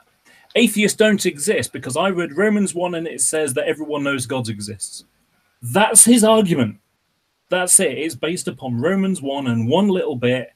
And of course, you know, he doesn't understand what Romans 1 is talking about at all. His arguments against homosexuality. It says in Romans 1, you know, he goes on about Romans 1 all the damn time. And again, it's not used to build anybody up. It's to break people down. It's to destroy people. It's all very G-Man focused, right? It's he'll say things that support his nonsense and are intended to hurt people. I would like to read what I thought was the best post I had seen on Google Plus in many, many days. D, you buzzed in. Please, let's hear. No, I was just going to say it's slightly off topic, but maybe not. I was watching on Netflix Darren Brown's stand-up show, not quite, called Miracle, I think it was called. But he quoted somebody, I can't remember who it was, and I can't remember exactly how the quote went. But the gist of his show is that there are only two things in life you can control: yourself and your reaction to others. Mm-hmm. Oh, exactly. Yeah. No, it's a great point. Let me drift. This is so good. A great Plus poster who doesn't post publicly very often, Fiona Robertson, posts today. I rarely make public posts, but I want to make sure the link in the live chat.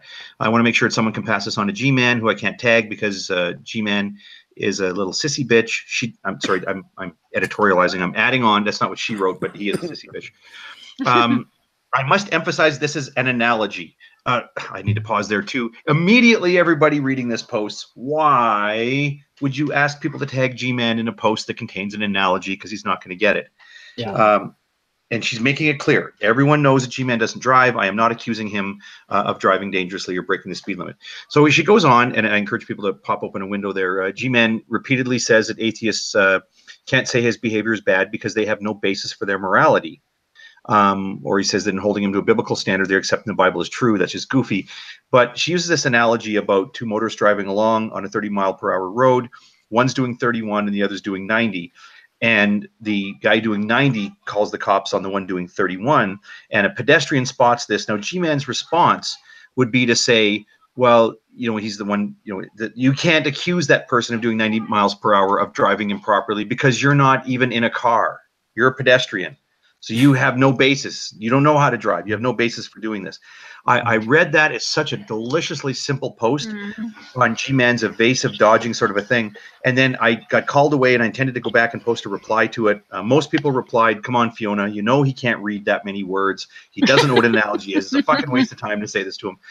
My response was going to be, I would want to make this change. This is the analogy that I would want. The one tweak I would want to do in the analogy is the person that Fiona identifies as the pedestrian in here, the one that G-Man would say doesn't have a basis for criticizing other people's driving because he doesn't have a car. I would change it to the pedestrian isn't a pedestrian, but is actually another driver on the road. And G-Man would point at that other driver on the road and say, what do you know about driving? You're not even in a car. You're a pedestrian. And the person goes, no, this is my car. I drove here. That's my car right there. No, you don't have a car. You don't have a car. I don't see your car. That's not a car. Because what big red car? What big red car? Thank you. Oh my goodness, Steve. You're so fun to have around. You saved my jokes. I love that. What big red car? Yeah, because he's like, no, a car is a blue thing, and you're driving a red thing. That's not a car. He defines it as what big red car. That's great. But you know what I mean? Like, it doesn't matter how many times.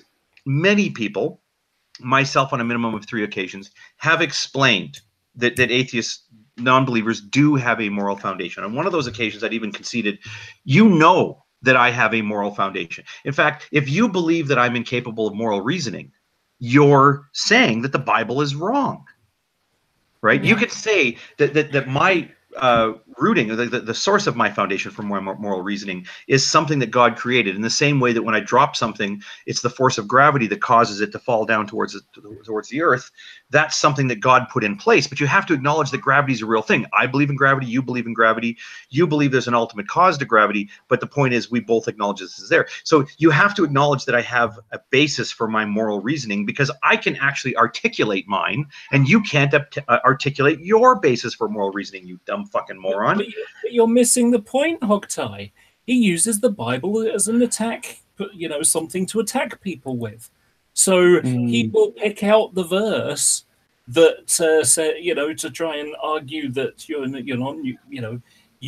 God exists and that it's written on your heart. But he will drop that in an instant when he wants to say that you haven't got a basis for your morality, so you can't call him out. Yeah, exactly. I mean, that's the thing. Is like, and we brought this up before, is that he doesn't have original ideas. Okay, is that a lot of the stuff that he has? He's a parrot apologist. So when he says things like like the presuppositional argument proves God. He's most people just like facepalm right there because the presuppositional argument is not an argument to prove God. That's not even contained within the argument itself. Or if he says something like, you don't have a basis for your morality. That is one part of an argument, that gets stressed out about, whether or not objective morality can exist without a God. But again, he doesn't actually know what the whole argument is. He just repeats back a soundbite.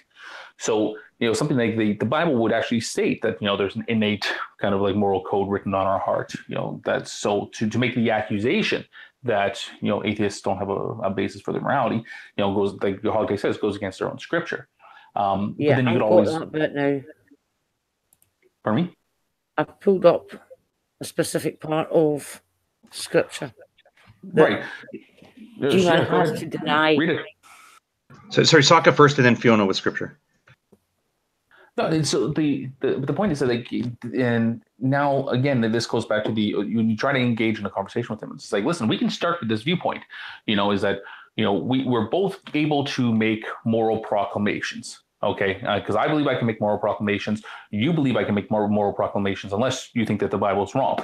Now, if you think that I'm denying the Bible when I make moral proclamations without first believing in God, well, okay, great. There's other parts of this conversation we can have, but that doesn't omit me from being able to make this moral proclamation in the first place. So let's actually engage in the conversation. But again, this goes back to the previous point, which is that he's incapable of actually having that conversation. Fiona, just to clarify the record here because we are saying there's scriptural support for this idea. So yes, because all this about they have no basis for just really annoys me. This all goes back, if you remember, Hogtie Champ, you actually mentioned this to G-Man and he denied the Bible said it. You remember that? Oh, I remembered. It was delicious. It was like an ice cream sundae, that whole event. Yeah. Romans 2:12-16. For as many have sinned without the law shall also perish without the law, and as many have sinned in the law shall be judged by the law. For not the hearers of the law are just before God, but the doers of the law shall be justified. For when the Gentiles, which have not the law, do by nature the things contained in the law, these, having not the law, are a law unto themselves, which show the work of the law written in their hearts, their conscience also bearing witness, and their thoughts the meanwhile accusing or else excusing one another. And I had actually approached him with that was Romans 2, and there were actually two other references that I had approached him with when we were discussing this, and he got very upset about it because he absolutely will not take any sort of scripture from a non-believer. By non-believer, he means anyone who isn't a G-Man brand Christian, and he was quite upset over the whole ordeal. And then he insisted that I go into his channel to have a debate about who knows the Bible more than the other one, and the quote-unquote debate insisted of like a game show style competition and who knew more about the Bible. But it wasn't him versus me. He was like the quiz master, and he decided what the questions were going to be. I could never quiz him. He decided what the questions were going to be. And he decided what the correct answers were. And he asked two questions and he got them both wrong. Yeah. Right. I gave the answer, and I mean, there were goofy questions to start with, and then he got them both wrong. And it was, what was really funny about it was Veckel had joined partway through this. And when Veckel agreed with my answer, but not realizing that he was agreeing with my answer and expressly saying, what G-Man said was actually wrong, G-Man just lost his shit and he kicked me out. So presumably there were other questions, but he asked these two questions. He didn't like my answers. His own friend acknowledged that they were wrong. I was able to argue with the proper scriptural support for my answers. He wasn't able to do so. So he kicked me out and he blocked me for like 8 months before he finally unblocked me. And it's shit like that. Like, do you want to know what the Bible says? Do you want to be able to engage people in the Bible? Do you want to be able to open my heart to the usefulness of what's in the Bible?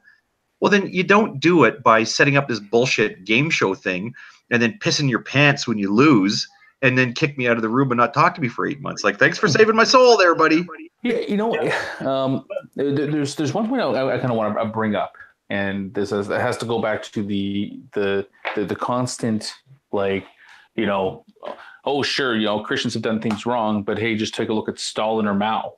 Those guys were atheists, those guys were evil. And you try to explain to these guys that, yes, they committed the terrible atrocities, but it wasn't carried out in the name of atheism. There's no mass murder carried out in the name of atheism. There are cases where atheists have committed mass murder, but that doesn't make it a murderous ideology or anything that along that line that they try to put out. And I was thinking of a way to try to illustrate this to people, and I think I came up with one. So I'm going to run this by you and see if this is a good counterpoint to the fundamentalist Christian. Because the fundamentalist Christian will not deny, or they will assert, that the U.S. is a Christian nation. And no one's going to deny that the presidents of the United States have all been Christian. But yet, since World War II, the United States has been responsible for the death of 25 million civilians around the world through various interactions that they've had with other countries, so to put it. So that shows that, by that, their logic, Christian leaders in a Christian country have been responsible for 25 million deaths since World War II. And you can make that argument based on exactly the same logic for them thinking that Stalin, as an atheist, that is responsible for, X amount of deaths. Yeah. Something you were saying about before, Soccer, about G-Man recycling arguments. I'm not sure he really does that as such. I agree that he will sort of give it a try, but because he has no idea what they are, he really rubbish at it. And I remember him, a couple of times saying, there are these arguments for God, and there's the answered prayer argument, which is his. There's intelligent design, because true empiricism has said that's a good argument, but he doesn't understand it because that involves science and stuff he doesn't get. The precept argument, which is about philosophy, and he doesn't get that either. And, and he'll go through half a dozen other ones, 2 or 3 other ones. That these are really good evidence for God. And yet, he got really upset several months ago, probably about 8 months ago now, when I used the precept argument against him. He got really, really upset by that and booted me. I had to be booted. Because as soon as I got to no God required, because I presupposed that God didn't exist, that it was, our universe began because of an alien species that just evolved and created another universe, which is ours. No God required. Boom, I had to go because I'd used a precept argument against him and he just couldn't stand it. I couldn't be allowed to finish this argument because, the precept argument is good against atheists. Well, hang on, an atheist is using the precept argument against me. How do I deal? Boot, must boot them. You say the same thing with Bible Thump and Wingnut. They do that too. I mean, technically speaking, you can't really claim to be doing anything in the name of atheism other than not believing in gods. Because atheism, other than not believing in gods, doesn't stand for anything. There are no do's and don'ts other than not believing in God. Or gods, should I say. It's like, how can you claim to be doing something in the name of atheism? Well, there's a long-standing problem we've been having with the radicals who seem to think that atheism is actually this large grab bag of beliefs, right? And Yeah. it's hard. I do want to actually make a bit of an effort because we're coming up on a couple hours here, and I had sort of promised you guys and other viewers and stuff that I kind of want to get some thoughts out about some things I want to say. I mean, I want to first, as we've been doing, get out quite candidly some objections to G-Man's behavior. Notice that no one here has said that G-Man's wrong because he's a Christian. That G-Man deserves some sort of abuse because he's preaching the gospel message, right? Each and everything that people have brought out, absolutely unprompted. When you want to say, if you want to get a bunch of people in a room to start shit talking G-Man, they'll bring up the bullhorn. They'll bring up him getting on Jade's case about this. They'll get on him about the whole Fiona Alex Botten thing. Right? We have in the last hour and a half have listed example after example after example of just what is wrong with this guy. Right? This is the stuff he does.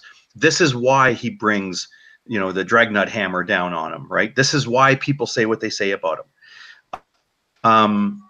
And it's got nothing to do with his faith. He wants to sit there and say, oh, well, as soon as you tell him that look, this isn't cool that you did that. Like, for example, if he's too loud in a hangout and you say, G-Man, can you just dial it down a little bit? Then no, it's not a mention of the particular behavior of his discourteous, or was it Sokka was mentioning about his ill-mannered approach to conversation. It's an attack on all Christians. If you believe in Jesus Christ, they're going to attack you. They want to stab you in the neck or whatever. And he goes all crazy about it. And I want to kind of move us towards a bit of new ground here. We have a lot of time bitching about G-Man's, laughing about his goofiness and his lack of science knowledge, him talking about dark holes, which apparently isn't a porn reference. Is that the case? It's not a porn reference. He's actually talking about cosmology when he talks about the dark holes. He says a lot of goofy. People aren't made of matter. Okay, haha. Okay, so he screwed that up. Can I just bring up something that you mentioned there about atheism being a big bag of stuff, you know, and the last bit you said about attacking Christian, you know, if you're having a go at him, you're attacking Christians, or even about his behavior. If you make a criticism of his behavior, ask him to not shout into the microphone. You're attacking all Christians and all Christianity, and you hate all of them, as John 15:18 says, because you hated Jesus first. Funnily enough, I was going to say exactly that. You know, that, and I've said this a number of times. G-Man does this, you know, self-prophesizing failure, self-inducing self-prophesizing failure, that if I treat people like assholes, they will attack me, thereby proving the Bible right, because it says in the Bible that, you know, at the end times Christians will be persecuted. Yeah, self-fulfilling prophecy, I think. Exactly. He doesn't need it. He doesn't need it because he would just invent persecution even where there's none. Oh, yeah. Now, not that I'm saying there's none, because there certainly are a lot of people who are insulting to G-Man, and they call him an idiot, and they call him a retard, and they say all these bad things about him. That doesn't necessarily qualify as persecution, but he doesn't need real persecution because he'll just invent it. Sokka, if you could just, I do want to get onto to sort of new ground here. So, but I don't want to. If I can just finish off the end. Please, of that, please do, yeah. And that is that there's something you quoted. You were talking about Sorry, I'm going to quote you, or roughly quote you. You said something about Arcane ages ago and about lying. And it was, you know, people who lie all the time, they assume everybody else is a liar just like they are. And they judge everybody else by that same standard. And so when G-Man is all out to persecute atheists or the Christians that aren't proper Christians in his, you know, as far as he's concerned today, then that's a symptom of the same mindset. You know, he is attacking atheism, so if atheists attack him, it's because he's a Christian. You know? Yeah, although the irony is that if anybody is launching into more personal attacks, like if you say something about his behavior, he takes it as a personal attack and then immediately jumps to it being an attack against Christianity, against the faith, the whole supernatural thing. Whereas when you listen to the types of attacks, you know, I never hear him say, you know, Dragnut's wrong because he said this. He's never said, I'll go back to the example today where he's on about how Hogtie is trying to deconvert people or you know, he hates Jesus, blah, blah, blah. I would challenge G-Man to find one example of a lie from me. I have never lied to him. I've never lied about him. I would challenge him to find any example of an intentional lie from me on the internet. I would challenge him to find an example of when I've tried to deconvert someone. I'll challenge him to find an example of me hating Jesus or hating Christ. He will come up with none, right? But he says those kind of things, and yet when it comes to, you know, when I don't agree. But his concern about the personal attacks and not being able to deal with the issues, he can never address an actual point that I make. He doesn't address the points that he never addresses any points that anyone makes. His responses tend to be very much personal attacks. Occasionally, it's a truthful personal attack. He might say, well, this person does this bad thing. But the vast majority of the time, it's just some bullshit that he made up, right? Yeah. So he's taken after Annabelle today because apparently she's a tremendous slut. And it's stuff like that. I mean, it's the, you know, a thief, a person who doesn't steal is genuinely surprised when they get robbed, right? And the thieves are not surprised when they're robbed. That's just what people do. And G-Man is is a tremendous liar about a number of things, and he seems to. I'm going to interrupt myself for a second. I heard a video today. It might have been Dragnet had said it. I don't know when it was because I listen to older stuff sometimes.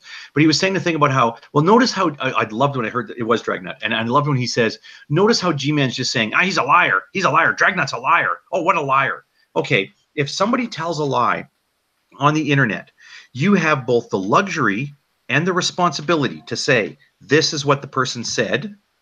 Here is the fact of the matter, and this is why that's a lie. Go ahead, Drag. Very robotic. Start again, Drag, but go ahead with everyone muted. Thanks, Drag.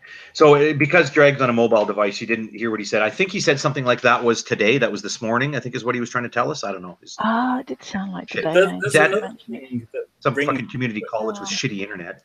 I thought you were at like a proper university with decent internet. What the fuck, Drag? What are you paying for if you don't get decent Wi-Fi? You're drunken robot. I think he said something about a herring. I think that was. I think you can you hear me? And obviously it wasn't. Yeah, it was a wobbly. Yeah. Can you hear me? Oh, that's good. Hogtie. I think going back to what you were saying is. Yeah, let's not derail the point. I mean, yeah, because I do think that was an important thing for. Go ahead, Dee, please. It's about you judge people by your own standards. I don't genuinely expect people to lie to me because I don't generally lie to other people. You're saying, I don't expect. I mean, I'm not saying I automatically assume everyone's honest and truthful because I know that from personal experience. But overall, and you might be a bit suspicious of some people through personal experience, but overall, you judge people by your own standards. Therefore, when I meet someone who thinks everybody's a liar, my kind of instant thought goes, are you telling me you're a liar? Pretty much. Yeah. That's something you learn through life. You're going to love this. You're going to love this, Hogtie, because I sent you this. I reminded you of this quote from Comey, and it's right in there with his little circle of friends. I'm going to quote this. This is from Comey's recent book. I've seen many times over the years how liars get so good at lying they lose the ability to distinguish between what's true and what is not. They surround themselves with other liars. The circle becomes closer and smaller, with those unwilling to surrender their moral compasses pushed out, and those willing to tolerate deceit brought closer to the center of power. Perks and access are given to those willing to lie and tolerate lies. This creates a culture which becomes the entire way of life. The easy, casual lies, those are the dangerous thing. They open up the path to the bigger lies, the more important places where the consequences aren't so harmless. Yeah, by the way, that book is just full of so many gems. What a delicious book! I think Cliffjumper I'd heard of it, but then Cliffjumper really encouraged me to read it. Which book was that? Sorry, I got the audio book and I listened to it while I was driving, and it was just listening to James Comey himself read it. It was great. But again, I do want to usher us towards what I think is new ground here. And let me, instead of ramping up this time, I'm just going to say it straight out. So why is G-Man so clearly incapable of getting basic facts right? Like DNA is not made of cells, and people are, in fact, I'm told, made of matter, and that those things in space are not dark holes. And why is he so morally deficient? Why is it? Actually, let me use this one as the launch pad. About 20 minutes ago, Cliffjumper had said something along the lines of, when we're talking about what I was calling lashing out. A number of people agreed with the sentiment. They didn't use those words for it, but we're talking about G-Man's lashing out. People criticize him. They call him a fucking idiot. They call him a retard. And he lashes out. And now he's going to lash out at Jade. He's going to lash out at Fiona. He's going to lash out at me. He's certainly going to lash out at Dragnut. Now he's lashing out at Annabelle. Why? And Cliffjumper refers to this as the kind of thing that 6- and 7-year-olds do. And by the time you're 12, you should kind of get past it. So my question is, why? Why is hold on? Why is G-Man stuck in this stage of being hurt when people say these things and lashing out against those people and against other random people? Why is he stuck at that stage? Oh, I must admit, I do think that part of it comes down to possibly some sort of learning difficulty. And I think that when you combine that with just being a shitty person in general, that's a bad combination. Then pour on top of that the syrup of evangelicalism, radical evangelicalism. So, sorry, so you're saying combination of learning disability, being a shitty person, and then I don't want to say syrup. I love syrup. Just whatever. You cover the whole thing in a shiny coating of radical religiosity. It's like shit with sugar on. Yeah. Yeah. Okay. Well, I like Fiona's answer is both delicious and brief. Other people want to either expand or disagree. I kind of agree with that, except for in a slightly different way. There are children that are just disruptive. And so what ends up happening is they end up sort of at the back of the class colouring in and not taking part in the class. You know, and they're just, you know, you leave them alone and they're quiet. You involve them in it and they're disruptive and no one learns any damn thing. And I think that is probably what has started with G-Man. You know, he probably flunked out of school, you know, and he sells barrels for a living. I mean, that's basically it. He can never amount to anything because he can't learn anything that he doesn't want to learn. And he disrupts everything around him if you try to make him learn something he doesn't want to learn. I don't know if others have other thoughts that they want to sort of speculate on, or if you want to agree or disagree on the learning disability issue. And is that relevant? I mean, we all know people with a variety of learning disabilities that don't have social incompetences and moral what the fuckery. Yeah, if he's got a learning disability, he's also got other things going on. Yeah, but I do think I think the combination makes a perfect storm. Yeah. That each on its own wouldn't account for this. But when you put them together, it's a recipe for disaster. And also, one other thing that I should have mentioned is that he gets the validation from his ball washers, which reinforces it. Oh, yeah. Yeah, it reinforces it so much. Good point. Yeah, if you're a sexist and you surround yourself by religious sexists, then it'll just endorse it. You won't rethink that position. It works great for racists. If you find a group of people who all believe that Jesus wanted you to hate the darkies, well, guess what? You'll never have to reevaluate that position. And in this case, G-Man's particular prejudices are polished and shined by the ball washers. That's a good point. I'm willing to throw in my speculation here shortly, but I do want to give other people a chance before I take it. There's that Comey quote again. You know, they surround themselves with other liars. The circle becomes smaller and closer. Those willing to, unwilling to surrender their moral compasses get pushed out. Those willing to tolerate deceit brought closer to the center of power. Perks and access are given to those willing to lie and tolerate lies. I do think that's a big part of the sort of magnetic attraction amongst those guys, but I wouldn't want to attribute it to being a cause. I mean, there's certainly a cyclic kind of a thing that happens. I've said this before about mental health problems or about just being a general asshole. When you get wrapped up in those very radical religious groups, these very cultist kind of things, it tends to reinforce it. So there are a lot of people who have mental health problems that would come to be aware that they've got a mental health problem and would feel the social pressure to address it. But then if you got a mental health problem and you get yourself in a group of people who are like, oh, that's cool. Yeah, Jesus is talking to you, you know, then it ends up getting encouraged. So, you know, a person doesn't want to say it's sort of inciting. It is kind of causal in a way. And that's the way that cycles work, right? I mean, that often the consequences end up echoing and being a cause. If no one ever questions you, how will you reevaluate yourself or even evaluate yourself? And they even pat him on the back for it. Yeah. I'll tell you what, I'll go. Which worth considering here. Does G-Man have any radical evangelical friends? I'm using friends in the quotation mark because, you know, I have many friends, actual friends, you know, whereas I get the feeling from many of the Clown Car Posse people that they're really only friends of convenience. Yeah, that's do they actually care about each other and their lives? Do they keep in contact? Do they hang out together? You know, or do they only hang out because they want to bitch at atheists? Well, what we've been hearing about G-Man's history is that he's never been like an atheist advocate, but he's certainly, like, in terms of his spiritual beliefs, he's kind of wandered from here to there. And I understand he comes from a large family, I'll say there's sort of multiple parents in the family, and he has multiple brothers and half sisters and everything else. He has one brother that apparently has been pretty influential, and it was this brother who got him into the radical young earth type things.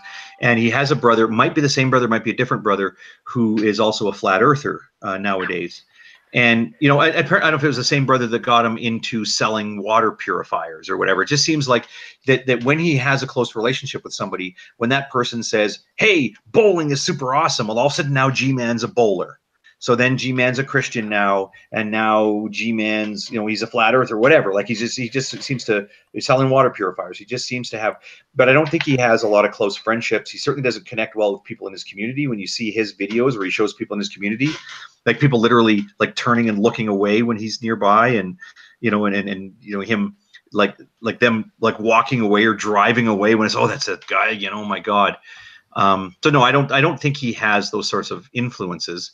And he doesn't, when he has friends online, like, Preaching Sean or True Empiricism, they're not really friends. They don't really do anything. It's all about, if they talk, it's only about online atheism and all those bastards, But sorry, I'm eager. I think Dragnet wanted to add something to that, but I'm sort of eager to toss out my thing that's going to really upset people when I say it. I don't want to make people wait too long for me to upset people.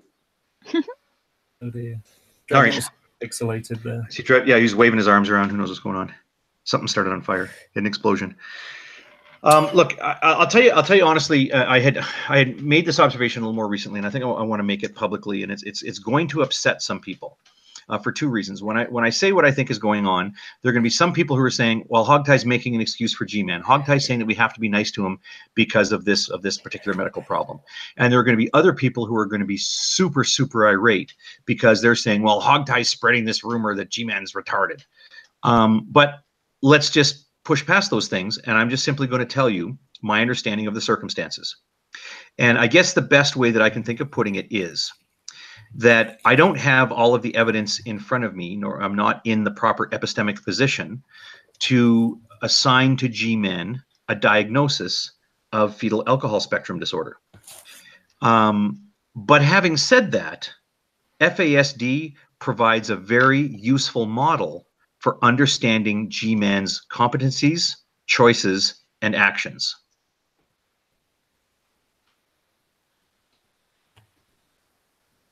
I don't know enough about fetal alcohol. Agreed. I'm sorry, were you waiting for disagreement from somebody? This was the shocking thing you mentioned 2 hours ago. It's a freaking echo chamber in here, I tell you. I have to admit that having gone, and I think a couple of years back, I went away and started looking that up, and I can't disagree with you, Hogtie, on that one. I can't. That's why I mentioned a learning disability as the sort of the gentlest way to put it. However, I don't think that on its own accounts for everything. I think you would need to be an odious person with FASD. If you were a nice person with FASD, you wouldn't be doing this. Well, in combination.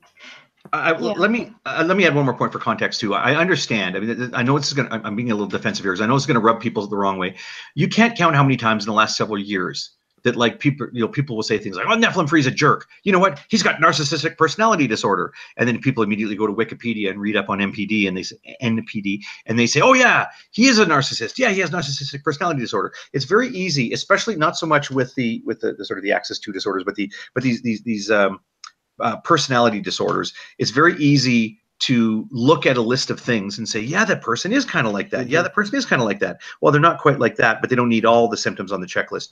And it's very easy to look through those things and identify those things. As I've said before, any good psychopathology worth its salt is merely a pathological extension of a perfectly normal mental state, right? We're all afraid of things, but we're not phobic. But phobias are simply being really, really, really afraid of stuff, right? There's a qualitative difference, but it's not. It's because of the extremity of it. So what I'm saying is, I acknowledge that it's very easy for people to run out and say, oh, well, I read this wiki page, so I think this person has this mental condition. But I want to sort of encourage people to recognize that I may have a somewhat of a different foundation because of my background, and in particular dealing with a variety of developmental conditions, that this isn't a shot in the dark. Right. This is something I've seen in his behavior for a long time. And you know what? Here's the thing. I mean, I want to PSA FASD a little bit. More people are somewhere on that spectrum than you realize. A surprising number of women, especially in the United States, have had some amount of alcohol during pregnancy. No amount of alcohol during pregnancy does any good. And to whatever effect it does have, it's always something bad. So, but that doesn't mean that every person you encounter whose mother had a few drinks here and there while she was pregnant is going to be retarded, and you can't deal with them without them going off, right? So it's a surprisingly common thing, and in G-Man's case, there are very, very specific indicators that would indicate that, and not anything else. And I will say, going back to what Fiona was saying, that when you deal with an FASD population, there tends to be sort of a transition point as you go partway up the spectrum to where they're very, very easy to label them odious people or assholes, because the cognitive mechanisms that the rest of us deploy in order to not be assholes are absent in those people. So if you have to encounter a lot of FASD kids and FASD teenagers and FASD adults, I can assure you from what I'll describe as a wealth of experience in dealing with that population. And again, in contrast with other populations that have other developmental problems, not FASD, I can tell you FASD stands out in the way that the people are not wishing themselves to be assholes, but they adopt all of those attributes. They intend to do harmful things to other people, but they always feel justified in doing it. They say, I don't want to be a bad person, but I'm absolutely going to make that other person feel miserable. I'm intending to make that other person feel miserable, but not because I'm a bad person. So it's kind of wrapped up in part with the inability to kind of reflect on your own choices and to question information put in front of you, and coupled with a very, very profound and dangerous lack of impulse control.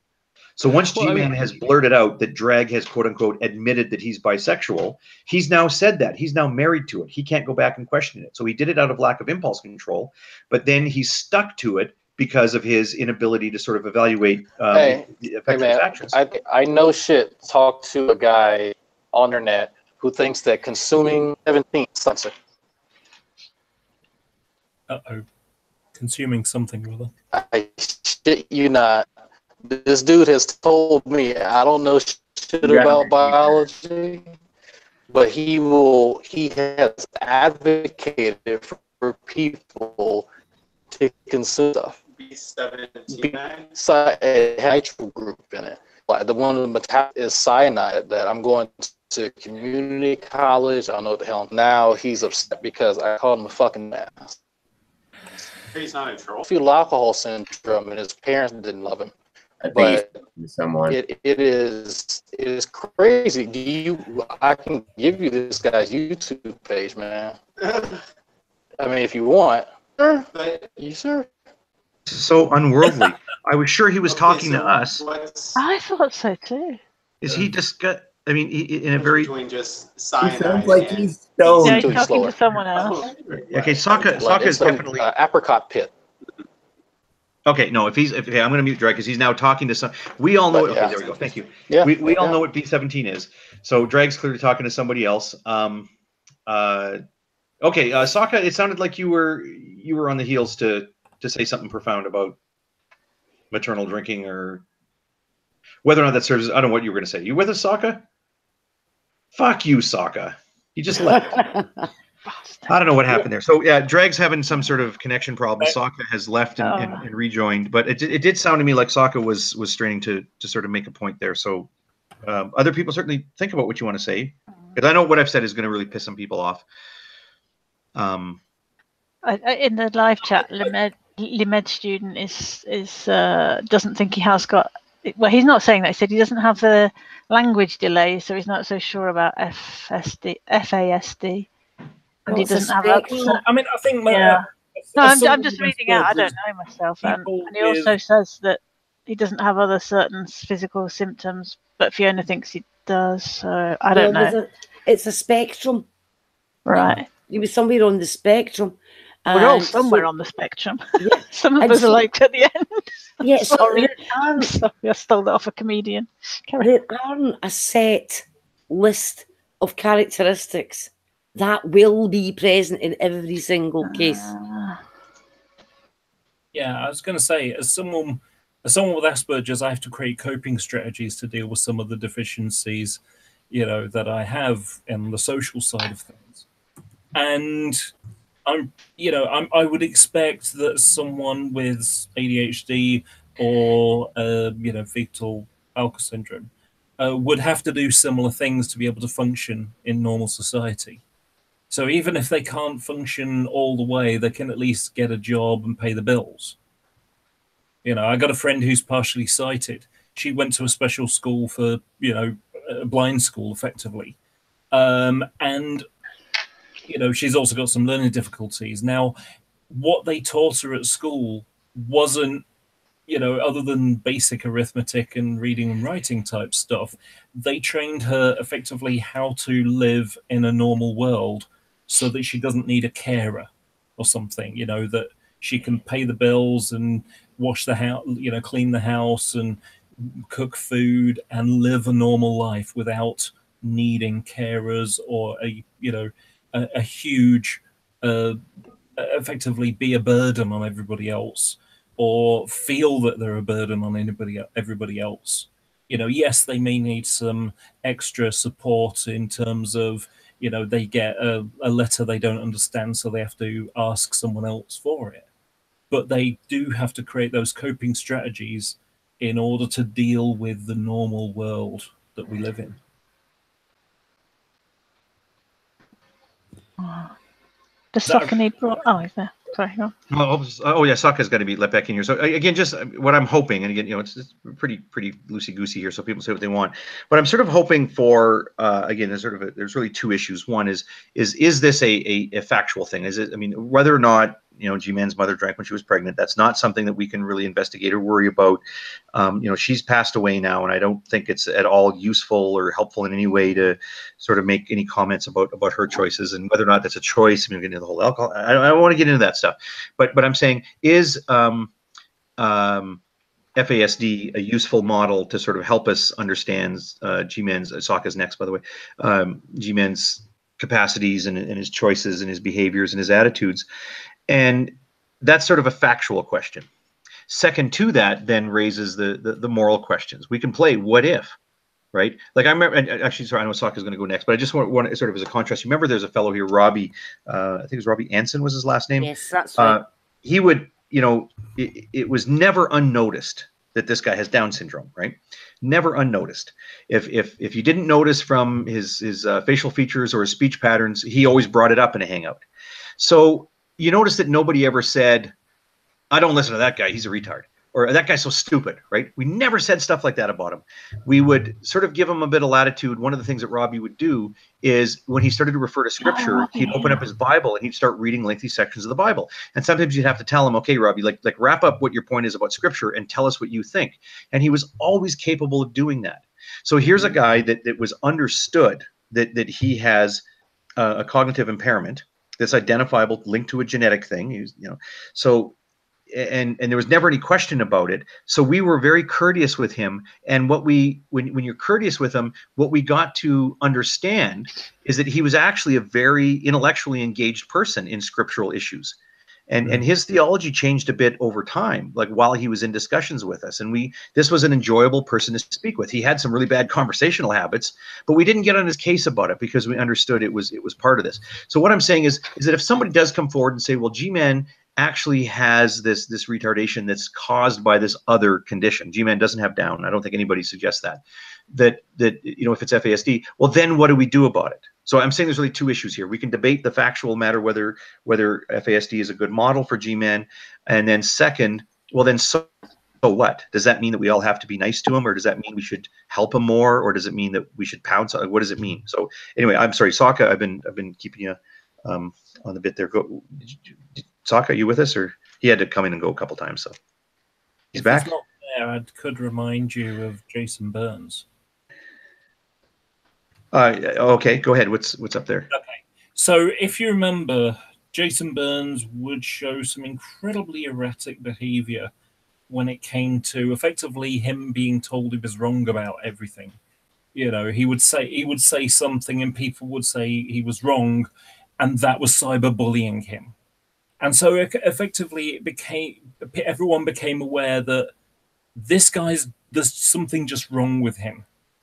And, you know, it's like, okay. And when I first joined and I saw his reaction, this community, when I saw what he was like, I made a fairly urgent video to him saying, look, you need to get off the internet, mate, because this is just making you sick.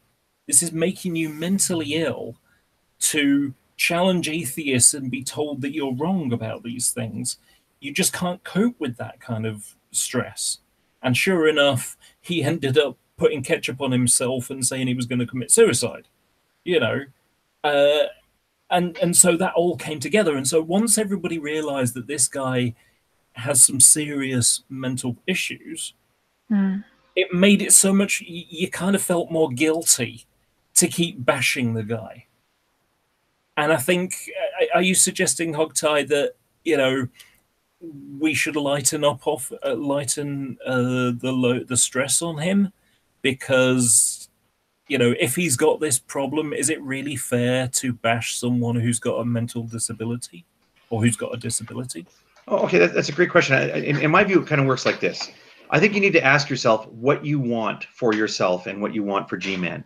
And then if you buy into this theory at all, then take that into account in your calculations. So for example, if you're in a conversation with G-Man where you think there's half a chance he's going to come to understand something you're explaining to him, and you actually want him to understand something. G-Man is very fun to talk with when he learns something new, something he's always wondered about. And if you can teach it to him, he's giddy. He loves it. And it's a very invigorating thing to teach G-Man something he didn't know before. Now, granted, you're never going to teach that guy why a dog gives birth to a non-dog, because it doesn't matter how many fucking times people have explained that to him, he just ain't listening. But there's other things that he's interested in, and when you tell him, he's like, oh, that's really cool. He likes learning it. So if you go to teach him something, then go look up how people with FASD learn differently, how your as I mentioned before, I don't talk to G-Man at length. The thing that Sokka said the other day about how, well, G-Man asked me to justify why I'm an atheist, and he said, Sokka said, oh, I'm going to give it a shot. I'm just going to give him an honest answer. Honest meaning the richness of Sokka's full answer. Well, part of the reason, in my view, why that failed was simply the length of it, and simply the fact that Sokka's argument is constructed upon pillars. Yeah. Right. And G-Man simply can't process that stuff. So what I'm saying is, if someday you want to teach G-Man something, it helps if you understand how FASD people learn, because I've found that when you apply the strategies that people have found effective with FASD, you apply those to G-Man, it tends to work pretty well. And I'm not saying he has it, but geez, when you do that, it tends to work pretty well. Now, on the other hand, if G-Man starts going off on something, I mean, like I say, when it comes down to, he says things to want to hurt people's feelings, like when he goes, oh, I'm tired, dummy, and he says these things, I don't attribute it to, that he hates or that he's getting back at me for something I did. I don't think about it in any of the ways that rational people think about it when dealing with rational people. I think, you know what? I've met a lot of these people, and they tend to lash out that way, and that's just what he's doing. It's not a reflection on my character or my behavior, and what I need to do is just be calm and patient with the guy, and that may make it better. It probably won't, but it won't make it worse, right? That's kind of my answer that you're asking, like, what? Let's say it's true. What should we do about it? I'm not saying you have to be. I'm just saying people should think about, well, what do you want for G-Man? You want to make him feel bad? Then go ahead and rattle off some stuff quickly so he can understand it, and then laugh when he gets it wrong, because that's fun too. But if you actually want to teach something useful to G-Man, you need to take a slightly different approach. See, but I would like other people's answer to that. Thing you are, it's kind of like, I mean, a part of me, because he's such an arsehole, because when someone's an arsehole, I really don't worry so much about treating someone, badly. My favorite sport with G-Man is to go into his hangout and basically bend him into a shape so he can prove himself wrong. Going in to say that, well, you made a claim there's more Christians than there are atheists, but when you define, when I go off what you say an atheist is, you're going to what a Christian is, then you're going to get rid of Catholics. Well, now there's not very many of you, and there are more atheists than there are Christians. Oh, no, and he will then tell you that he can use them because they say they're Christians, but they're not Christians really, demonstrating exactly the point that I made. I love doing that. I don't have a problem with that because the guy's an arsehole. I don't have a problem treating people like that. I'm with you. Actually, sorry to interrupt, but let me say this, and I'm going to take another, let's say, 4 or 5 minute break. Those blessed with mods, act as you see appropriate. Just to sort of help recap too, because I am paying attention to the live chat, and I do see a Lamed student who I don't understand either is. I believe he's actually in the program. I don't think he's just somebody who's pretending. And he's suggesting that there may be alternate explanations. I don't know if he's saying that ADHD, which is not contraindicated, is ADHD with FASD, ADHD without. He's suggesting that FASD might not be the sort of. I mean, I don't know that he's agreeing. I think he's asking me some good questions about what I'm basing it on. I can say in short, the combination of facial features and the competence with language is, in my view, G-Man is expressive, but not articulate, and he has a lot of difficulty with words that. Let me segue into this. Phrases like that you don't really see in. That was a great one too. He shows, in my view, very familiar, specific linguistic incompetencies. Aside from the energy, he tends to, as I show, these specific linguistic incompetencies, which are familiar in the population of FASD patients I've seen, and not in the generic primary ADHD patients. So that's kind of what I'm basing that on. But then he asked the question like. Where was it here? Well, if he has it, we're supposed to be nice to him. You know what? I want to say this. No, yes or no. I don't know. People have to think about it ethically, how they want to approach it. I can tell you that. I mean, part of my familiarity with FAH, I come from a very, very large family, and I have 2 cousins that are actually adopted into the family, and they are unquestionably FASD. They show all the facial features, all the behavioral traits, all the cognitive deficits, all the expressivity, and the tremendous lack of impulse control. One of them has lost her kids for a period of time, has gotten them back and lost them again. Another one has been in and out of jail, and he's now in circumstances where he's probably going to go into jail for the rest of his life. Now, I would never go to that justice, the Superior Court justice, and say, well, I don't think this guy should have to go to jail because he's got FASD, right? I mean, people that, I guess I'm saying, like, when somebody's short, you don't expect them to get something off a high shelf for you. But you also still have to treat them like a person. And I know people both. I mean, keep in mind, a lot of the people that I met sort of as I was encountering this population, a lot of them were in jail. And I never felt like, well, this guy shouldn't be in jail because he's got FASD. I do think that the jails then have to develop strategies that work well. If your plan for prisoners is to rehabilitate them, make them as good a people as they can, you have to take into account their existing attributes, whether that's their height or their health conditions, or in this case, learning deficits. And I've got this one, let's say, adopted cousin that I'm pretty sure is going to go to jail for the rest of his life, and we all agree, well, that's what's got to happen with him, right? You can't hold someone's hand and say, well, it's too bad you've got this condition, but you're also committing these repeated crimes, so therefore it's okay that you do that. Like, you have to do what's right with people. So in my view, that's why I say I don't call G-Man a retard. I don't, I will say he's stupid. I will say he just does this thing, and it's just G-Man being G-Man. Like, yeah, he can be an asshole, but I don't attribute it to a malicious nature. I attribute it to him lashing out in part as sort of an understandable consequence of this thing. That doesn't mean that I feel like going and, you know, buying him a cupcake, right? I don't feel I have to be nice to him. I'm just saying, in my view, it sort of presents a good model for people to work from. Well, a 5-minute break for me. I do understand the point you're making there. Especially when you say we don't expect short people to get things from high shelves. Yeah, welcome. Welcome to the 5 foot nothing club. 4'11", actually, if you don't mind. All right. Anyway, yeah. Although the other day I was a heck of a lot taller than that, but that was artificial. Anyway, but what I was going to say was, yes, I do see your point there. I really do see your point. But and I've tried for a long time with G-Man. I really have. It's not above and beyond the Call of Duty, or maybe it is, but it's now reached the stage where, going to the short person analogy, you get pretty sick of it if the short person kept bringing out a wooden ladder, going and putting stuff up on a high shelf, then burning their ladder, then whining that they can't reach.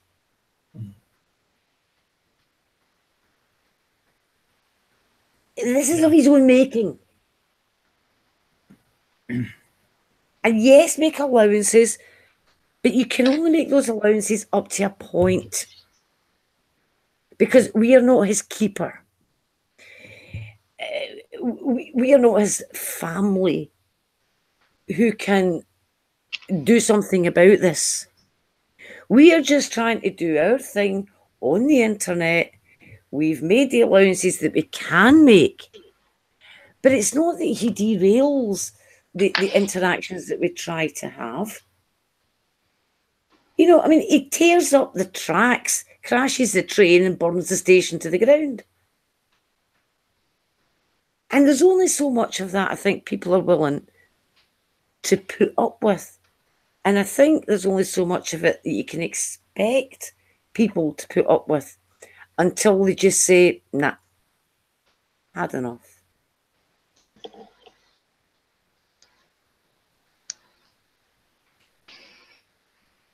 Yeah. I mean, I have a nephew, well, I have several nephews, but I have one particular nephew who I think it's ADHD. I lose track of these things, to be honest. And he would always be like, oh, well, I've got ADHD, I've got ADHD. And I kind of lost it with him once. I wish I'd recorded it. My husband said I did it, just fantastically ranted at him without swearing or raising my voice. I just, you know. Anyway, I digress. Pointing out to him that, yeah, he does have these issues, but he's also an arsehole. I know other people who have the same issue with him that aren't arseholes. So stop using this stop using this diagnosis for your obnoxious behaviour. I think there's other elements as well, because, you know, I used to run a war games club, and there was a kid who had ADHD, and what you know, you had a book, so you had you had the general rule book, and then you had a book for your army. And he didn't read the book for his army. He would play game with other kids, and they would run rings around him, and he would lose most of the time because he didn't use his army to the best ability that it had. Each squad had a different special ability that you could utilize to make them better in that regard. So, but you know, he wouldn't do that. And so I used to play with him.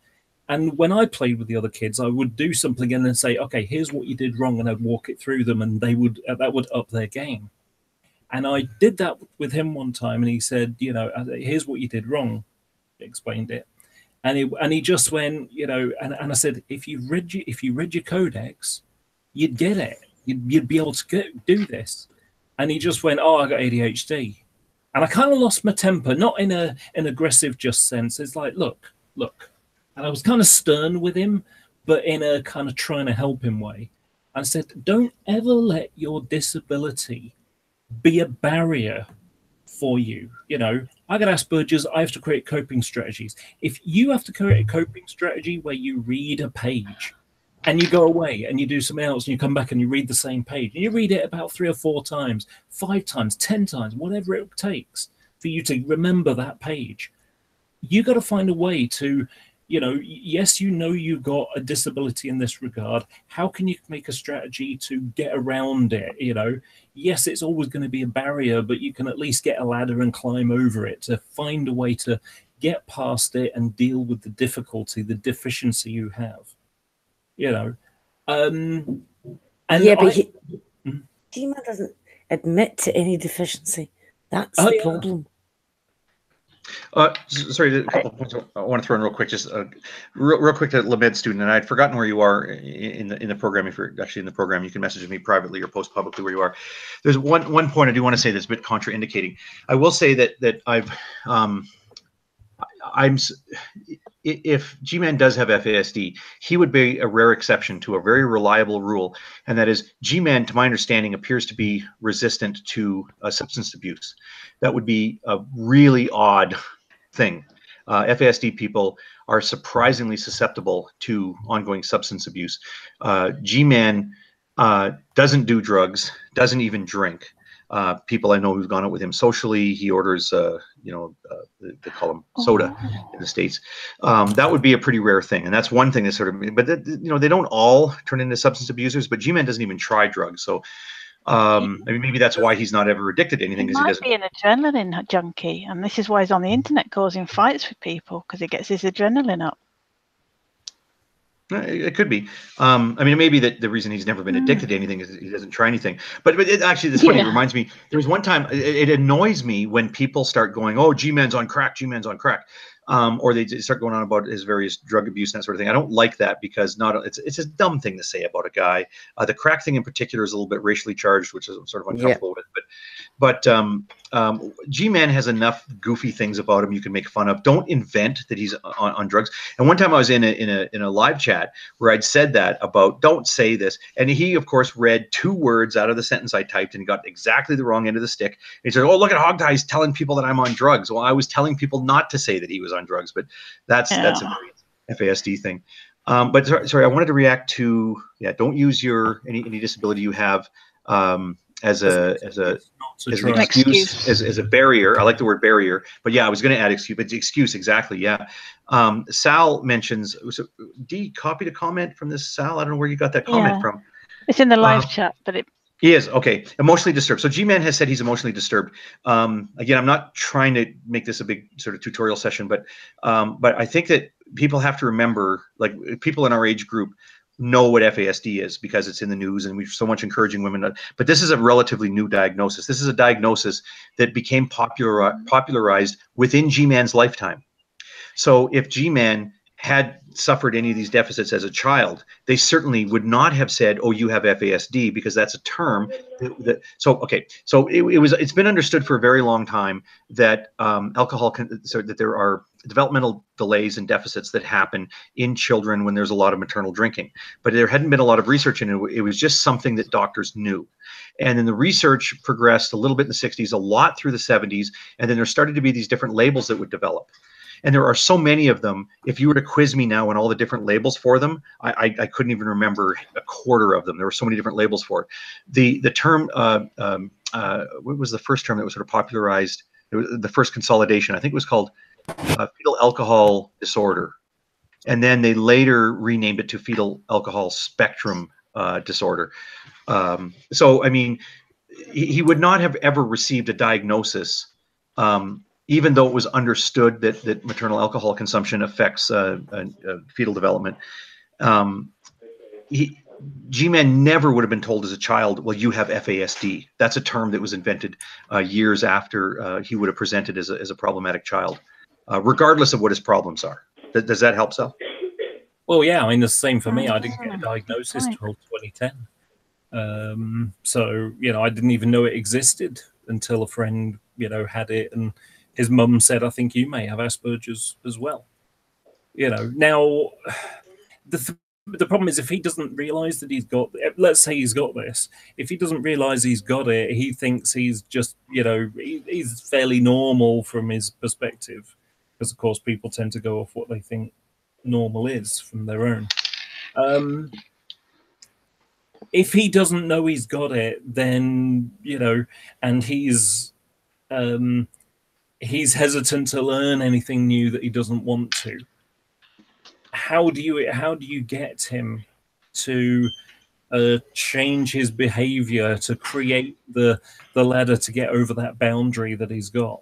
Okay, well, let me treat that as if it was a question intended for me, because I'm going to say this is something, a fair accusation somebody could say. Hey, Hogtie, geez, if you're such a nice guy and you're really worried about G-Man, then why don't you go talk to G-Man about this? Okay, look, the people that I've dealt with in this capacity, part with there's a population of people that I would, you know, there was some research involved, but then in cases where I had any sort of intervention or clinical involvement, and I'm just going to give you one example, and it sort of represents a large number of people, but somebody who's in a program because they are at risk of having their children apprehended.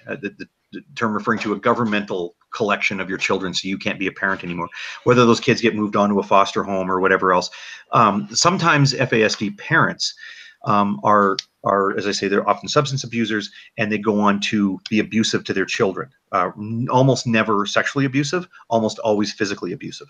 And they, you know, so they want their kids back. You know, I get that. But then they can't have them because they just lash out. All of a sudden they get upset and then they start beating their kids, right? And the government in Canada, you can't tolerate that, so they lose their kids. So they might come forward and they're told, oh, well, you have this problem. You've had these lifelong impulse control problems. We have this modern diagnosis now.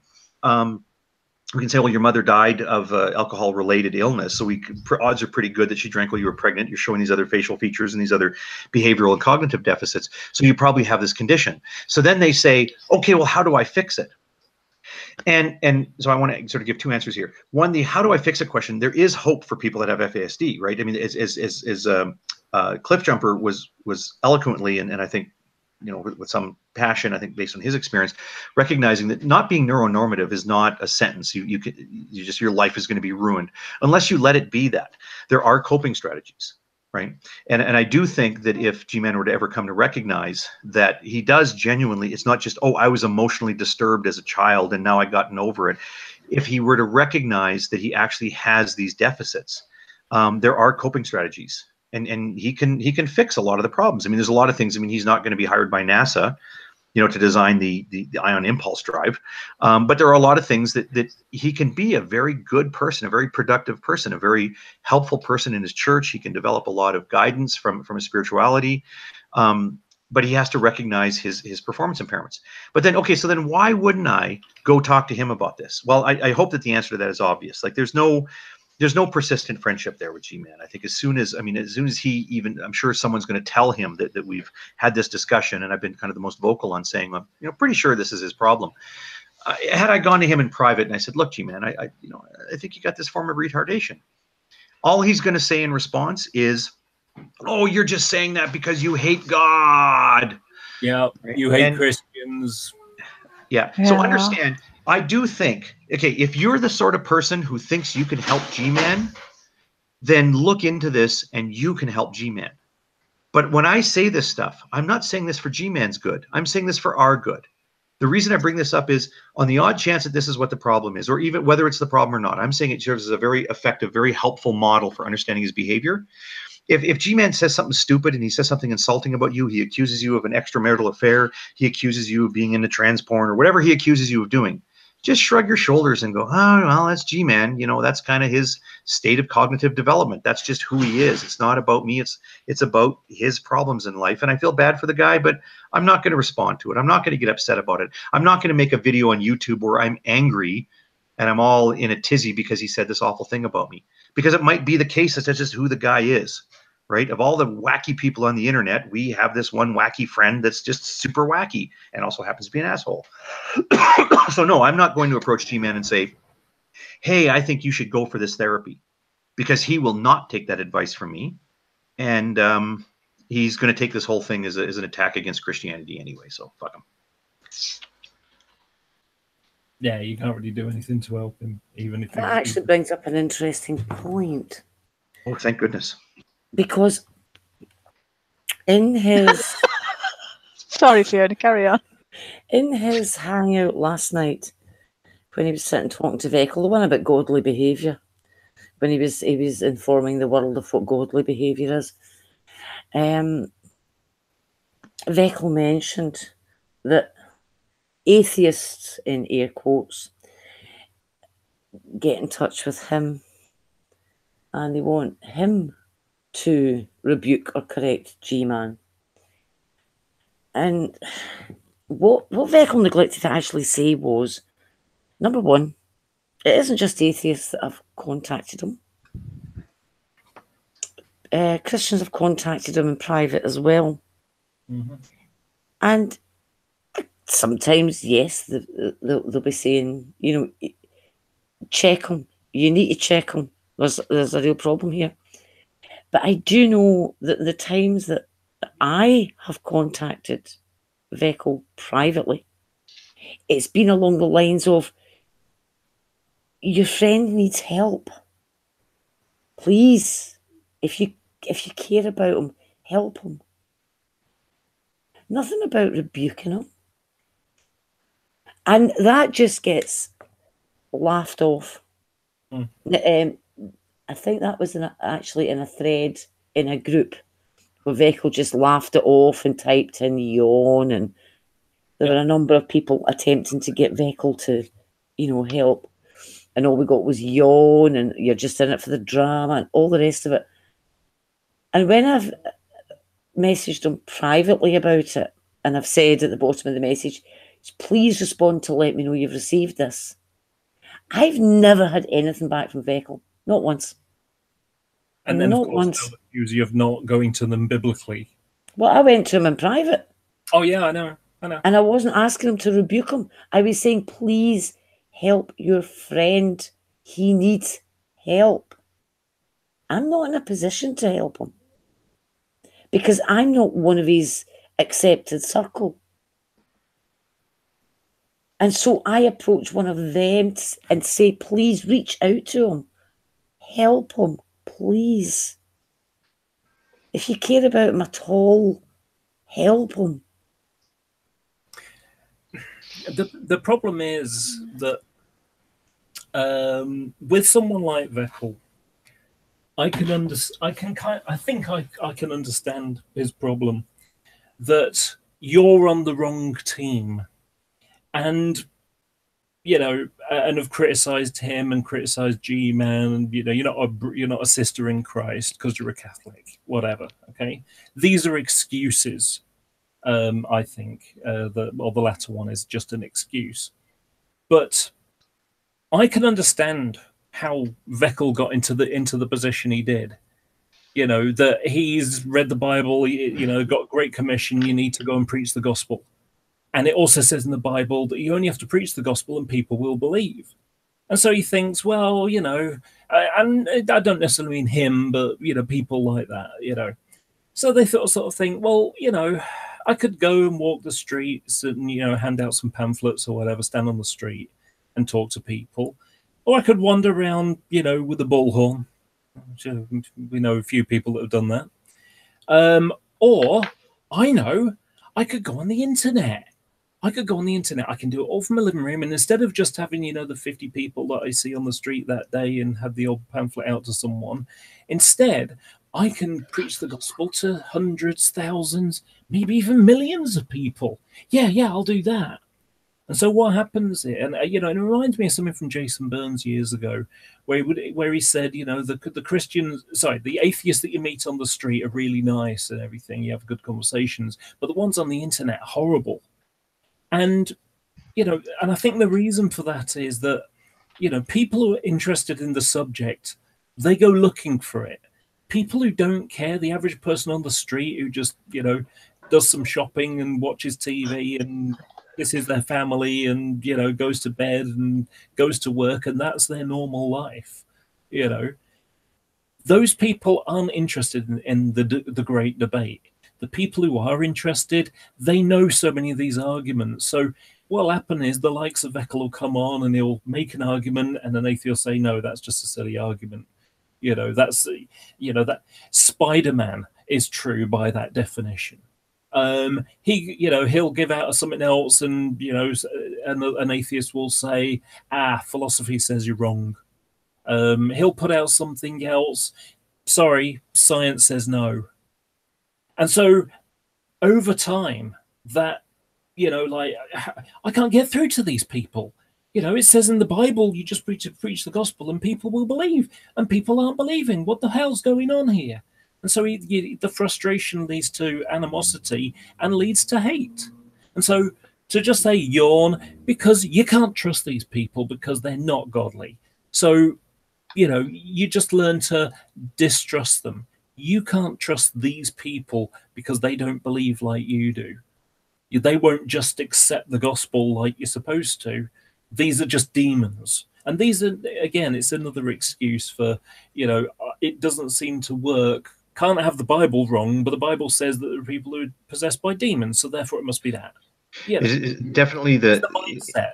Yeah, an intellectually easy and intellectually lazy mindset to say, well, I don't have to think about this criticism. I don't have to think about this objection to some belief I've stated. Certainly don't have to think about this criticism of my behavior or attitudes because, oh, demonic possessed or whatever, right? And actually, I mean, it sort of bridges into, there's a Mr. Pluto the dog has been asking in the live chat, and I've seen this question earlier, and I really sort of struggle with trying to think of a good answer to that. He's asking, is theism potentially the worst intervention for a person with FASD? Flippantly, I would say no, I don't think it's the worst one, because there's certainly a lot worse interventions for people with FASD. Certainly becoming alcoholics themselves is demonstrably worse. But I think I'd object to the, if somebody, not that I'm saying you're claiming this, but I don't think theism is such a broad label. I mean, I think there are a lot of people with cognitive deficits. People are going to take this the wrong way. Okay, I'm not saying that every person who believes in Jesus Christ has a cognitive deficit. I'm saying that sometimes people with cognitive deficits find the world confusing and swirling around them, and they find a lot of comfort in a spiritual message that includes a divine, loving creator who has a plan for you. It's frustrating to know that other people understand the world and you don't understand it. And I think that it's frightening. And I think for a lot of them, they then say, okay, well, you know what? Everyone in my family knows that there's a plan for them, for me, so they take comfort in it. And I'm not saying that everybody who believes in that plan, you know, therefore that's a demonstration they have cognitive deficit. I'm saying that I think theistic beliefs, especially personal God type beliefs, are actually very helpful for them. But if what you're asking is, well, is it a good thing for somebody to fall on radical religiosity? Like to join some wacky cult where you're selling jams and jellies and, you know, you've got the one leader. Well, no, obviously that's not going to be a helpful thing. Or when you join this ridiculous, weird offshoot of, you know, so-called Christianity, where you believe that the world is simple. There's your brothers and sisters, and then there's your enemies. That's not a helpful thing for them. It may make some of the understanding easier because you don't have to think about who's a good person and who's a bad person. You know who the bad people are. You know, battle of powers and principalities, but it's certainly, I would say, demonstrably not a healthy approach. So I'm just sort of answering your question in two ways. I'm saying I don't think theism itself is bad. I think that believing that there's a God who loves you is actually helpful in sort of avoiding a lot of the anxiety that comes along with not understanding the world. But joining some wacky nut bar belief system where your hatred of other people is justified, just demonstrably not good. So I guess my question would be, like, if like, a lot of people just see G-Man as a lols cow, and he is a lols cow, like oh yeah. Most of the time, okay, but you know, there's a lot of people in this community that are lols cows, you know, like true empiricism. A lot of people don't like his stuff.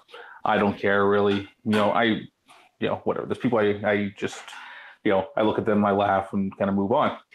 But I mean, G-Man, they get like this kind of like, you know, they get hangouts like this where people, you know, are talking about him or just kind of psychoanalyzing him, trying to figure out, you know, what makes him tick. Now, in most people, we don't care. You know, we either like their content, laugh at their content, move on, whatever. Well, why does G-Man get this special treatment? What do we want from G-Man? Is there any place that we want to see him go from here? You know what? That's a great segue into towards. I think we should wrap up the hangout. I think we've sort of talked about it, and we've given people things to think about. And I think as it settles in people's mind, we'll talk a bit more about what to do. I think to answer your question, Saka, in my mind, it seems like, why does G-Man get all this special treatment? We've dealt with a lot of really dopey, dumb, you know, potentially cognitively challenged people. on the internet, and we're wise to not spend a lot of time and energy dealing with them. And I hope it doesn't go unnoticed. I spend hardly any time or energy dealing with G-Man. I admit that I will sometimes download his videos so I have something to listen to while I drive. I also download those Bring It Evolutionist, block them evolutionists videos to listen to while I drive. But I also I download like Ricky Gervais and the comedy podcasts and stuff. I listen to a lot of different things while I'm driving. But do you ever see me like, oh, I'm going to rush into a G-Man hangout because I got to talk to G-Man. I got to G-Man. I don't care. And so that's my choice. And I would suggest to other people that's a very healthy choice. Yes, he's a lulz cow. It's just like when Friends was on the air, and what did you talk about at the water cooler? Oh, Ross and Rachel going to get together? Oh, they were on a break, and you talk about that stuff. Well, amongst the group of us, we talk about a variety of soccer. Fiona and I, actually all the people who are left here in the room, we have these really interesting conversations. But once in a while, you're going to say, "Hey, did you see that wacky thing that G-Man did? Did you hear what G-Man said about Annabelle?" And so it's fun to watch this stuff. He's a lulz cow. I'm just saying I don't think we should take it seriously and think that there needs to be a reaction every time he goes off his nut and says some insulting stuff. And sorry, real quick, I just want to address. Remember the last time I was on the mic and I went on a thing about how yes, I do think that people who have cognitive deficits do find some comfort in their theistic beliefs, especially that of a personal God. Oh, but by the way, I'm not saying that everybody who believes in God has cognitive deficits. I said it at the beginning. I repeated it in the middle. I said it again at the end. And we have a comment in the live chat that says, did you see it? We're reading it. BS hog tie. Where was it? BS hog tie. I lost it. Here it is. BS hog tie. Many intelligent and accomplished people believe in God / Christianity. Look, Christianity, especially, let's just say God beliefs, and especially Christianity, have a lot of influences, have a lot of helpful influences in people's life. I've known a lot of very, very skilled scientists who will claim that they're on a mission to really get what God has put here for us. They look forward to the day when they aren't going to be part of this world, but damn it, they're going to use every second of this time that they have on this world to figure out how this world works. Very, very intelligent people, and they're motivated by a supernatural force that I don't believe exists. I'm not saying they're crazy. I don't think they have, Okay, well, I hope he says I don't have a problem. Just noting, I may have, because he started with BS, I may have sort of read a little too much into it. So GPH may not be that upset, but well, that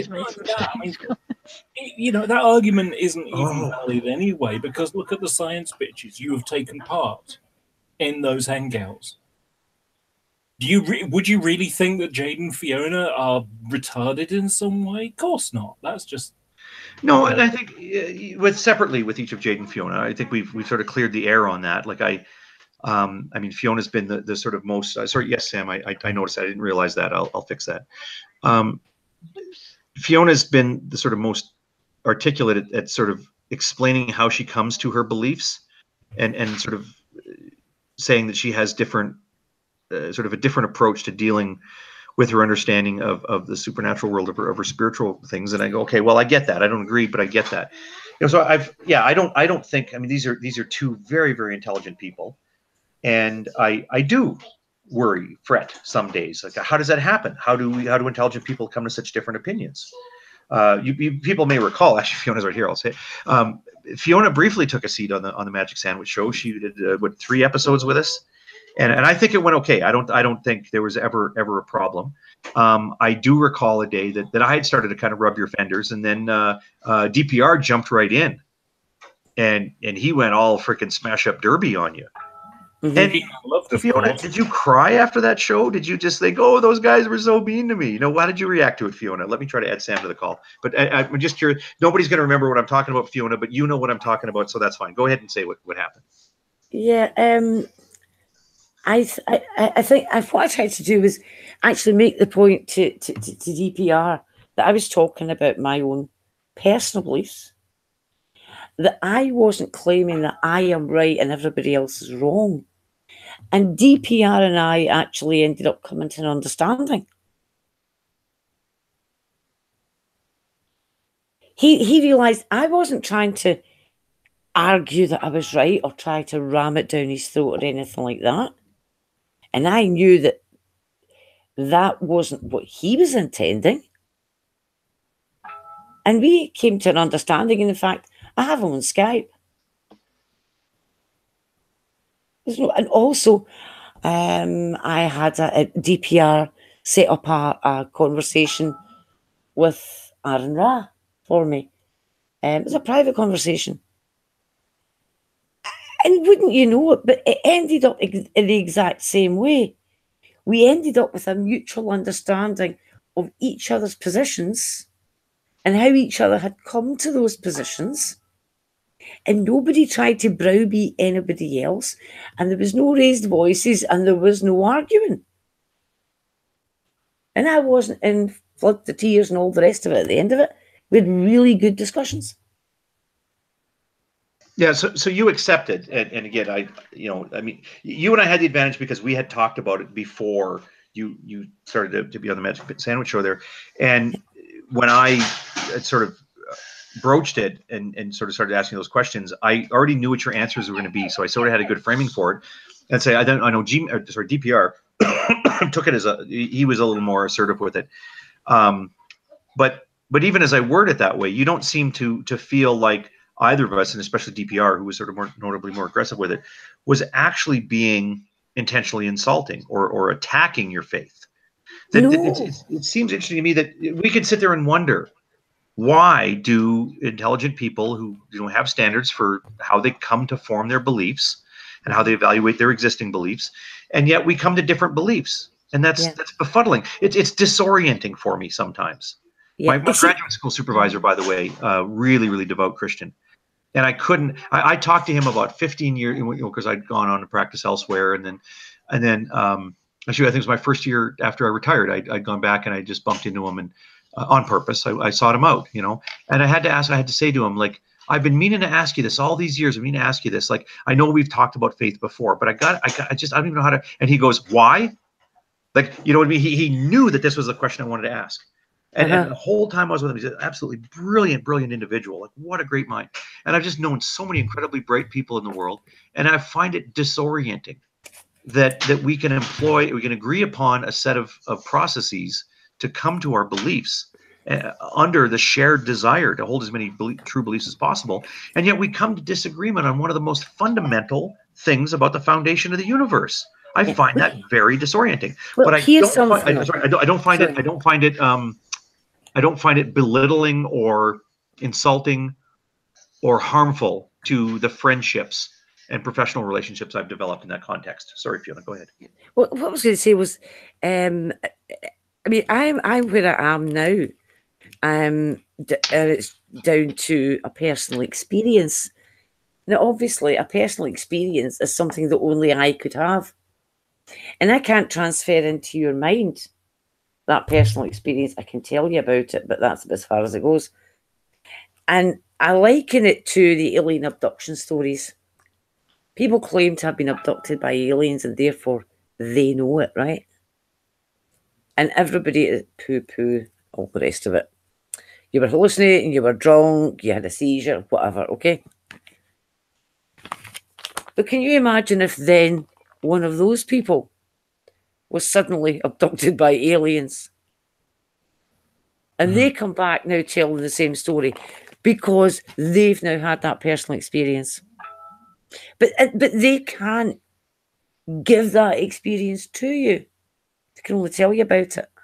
Yeah, I know that's a great thought experiment too. I will note, so I kind of was bashing something GPH said earlier, and now people are jumping on because he said atheists befuddle me too. I'm gonna principal charity here. I'm going to read the best intention behind that comment. I accept that there are a number of very thoughtful believers who believe in a divine creator, someone who has a plan for us, who listen to me talk about, like when I say, look, the universe makes sense to me. There doesn't have to be someone at the wheel for this to work. I mean, it's weird, but it does make sense to me after these years. And then they look at me and they just go, how can you say that? How can you think this just happened? I understand that. So if that's what he means, I totally endorse that. What I'd like to do, owing to the time, I know, so Cliff had something he wanted to say. I'm going to take another quick break. Again, mods, be injudicious. And I notice Sam has joined us, and I'm sure after all the time listening and all the time it took me to figure out how to add him to the Hangout, please, can we be a little more courteous? Give Sam a fair chance to blah, blah, blah, whatever Sam was saying. Yeah, okay. Just say I'm going to drop out now because I'm shattered. So night and enjoy. Very late for you. Thanks for joining us. Yeah. He is up so late too. Oh my goodness. Yeah, Cliff, Sam, and then D. Oh my goodness, you got something to say. Why are you up so late? Something amusing out of the DPR Jones kind of grilling Fiona. G-Man loved it. G-Man loved the idea of, of Fiona's faith being destroyed. Gosh. He loved the idea that DPR Jones was trying to break her faith. What kind of Christian would want that? Because she's the enemy. Of course, that's the kind of Christian. Because she's the enemy and she doesn't side with him and won't side with his lies, and will tell him he's wrong about certain belief elements, it's okay to break that person's faith. It's fine to destroy that person's Christianity. No problem at all. I find that kind of sickening, really. I'm not a Christian, but if I was a Christian, I would find that incredibly insulting. In fact, I do find it insulting, and I'm not a Christian.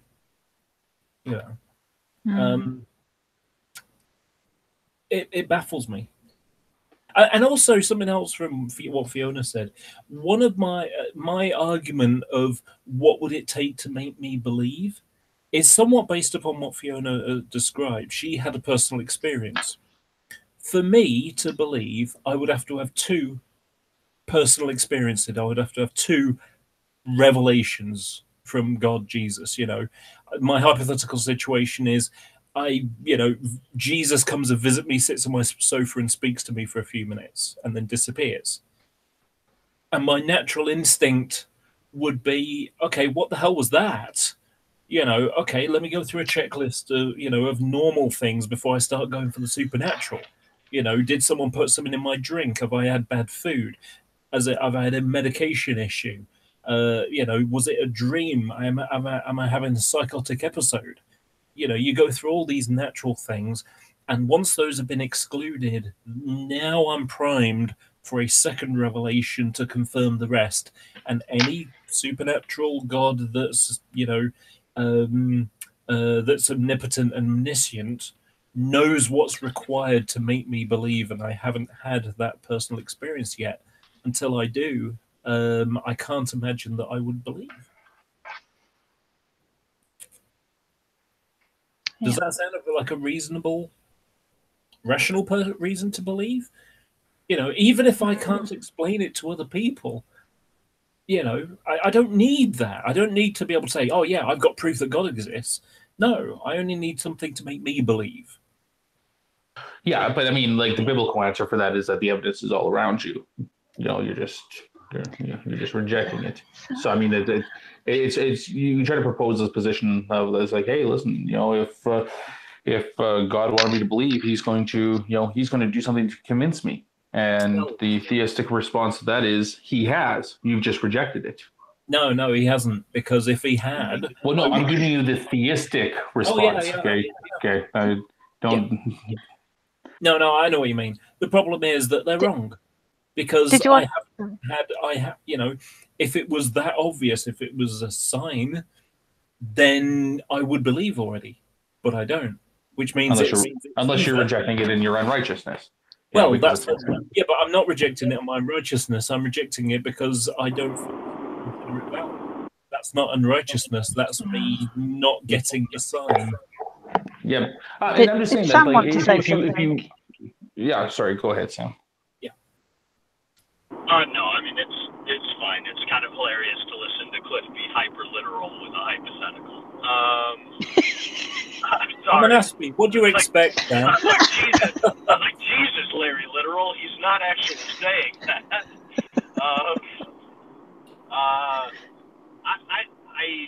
I don't know. Like, I kind of popped in and out listening because I've spent the whole day writing the specific aim section of my thesis proposal, so my brain kind of hurts. I kind of tend to just think, like, if God knew how to convince me, he would convince me. Because I'm not particularly sure exactly what would convince me at this stage. And that just has to kind of do with what claims I've encountered. As far as, you know, being puzzled by people's faith, I know plenty of intelligent people who have faith, you know. I don't know why people have this weird expectation that because someone's rational about one subject, they're going to be rational about every subject. One of the smartest people I know, who is a terrific scientist, to the point where I'm fairly sure his impact factor is, if it's not double what Thunderfoot's is, it's close to double. He's a Mormon, and that's one of the silliest belief systems out there. So I've lost all sort of pretense that just because you believe X, you're going to be rational about Y. It just kind of depends on the person and the way that they think and their upbringing and their psychology. I think there's another layer on that, on the top of that, Sam, because I've come across a number of atheists who now they are woke, to use a common modern friend phrase. You know, now they're woke to what skepticism is, and you know, they think they are skeptical on everything. That's true. I have come across a few like that. Yeah. Yeah, it's going slightly off topic. Heavy Hauler said earlier, Hogtie, you have given G-Man enough materials for him to rage about for 2 months. Or one video at high speed.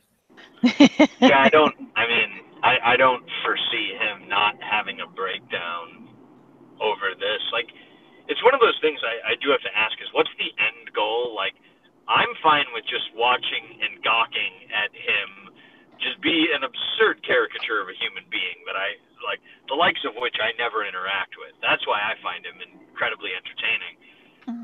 But are there people that think that they can reach him? Because I just don't see it as possible. I don't know.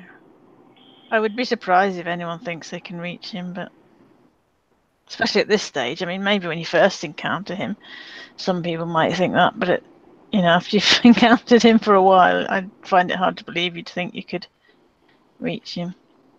I still think it'd be hilarious though if it turns out he's just a giant troll and he's been punking us all. I really hope that it's like this weird.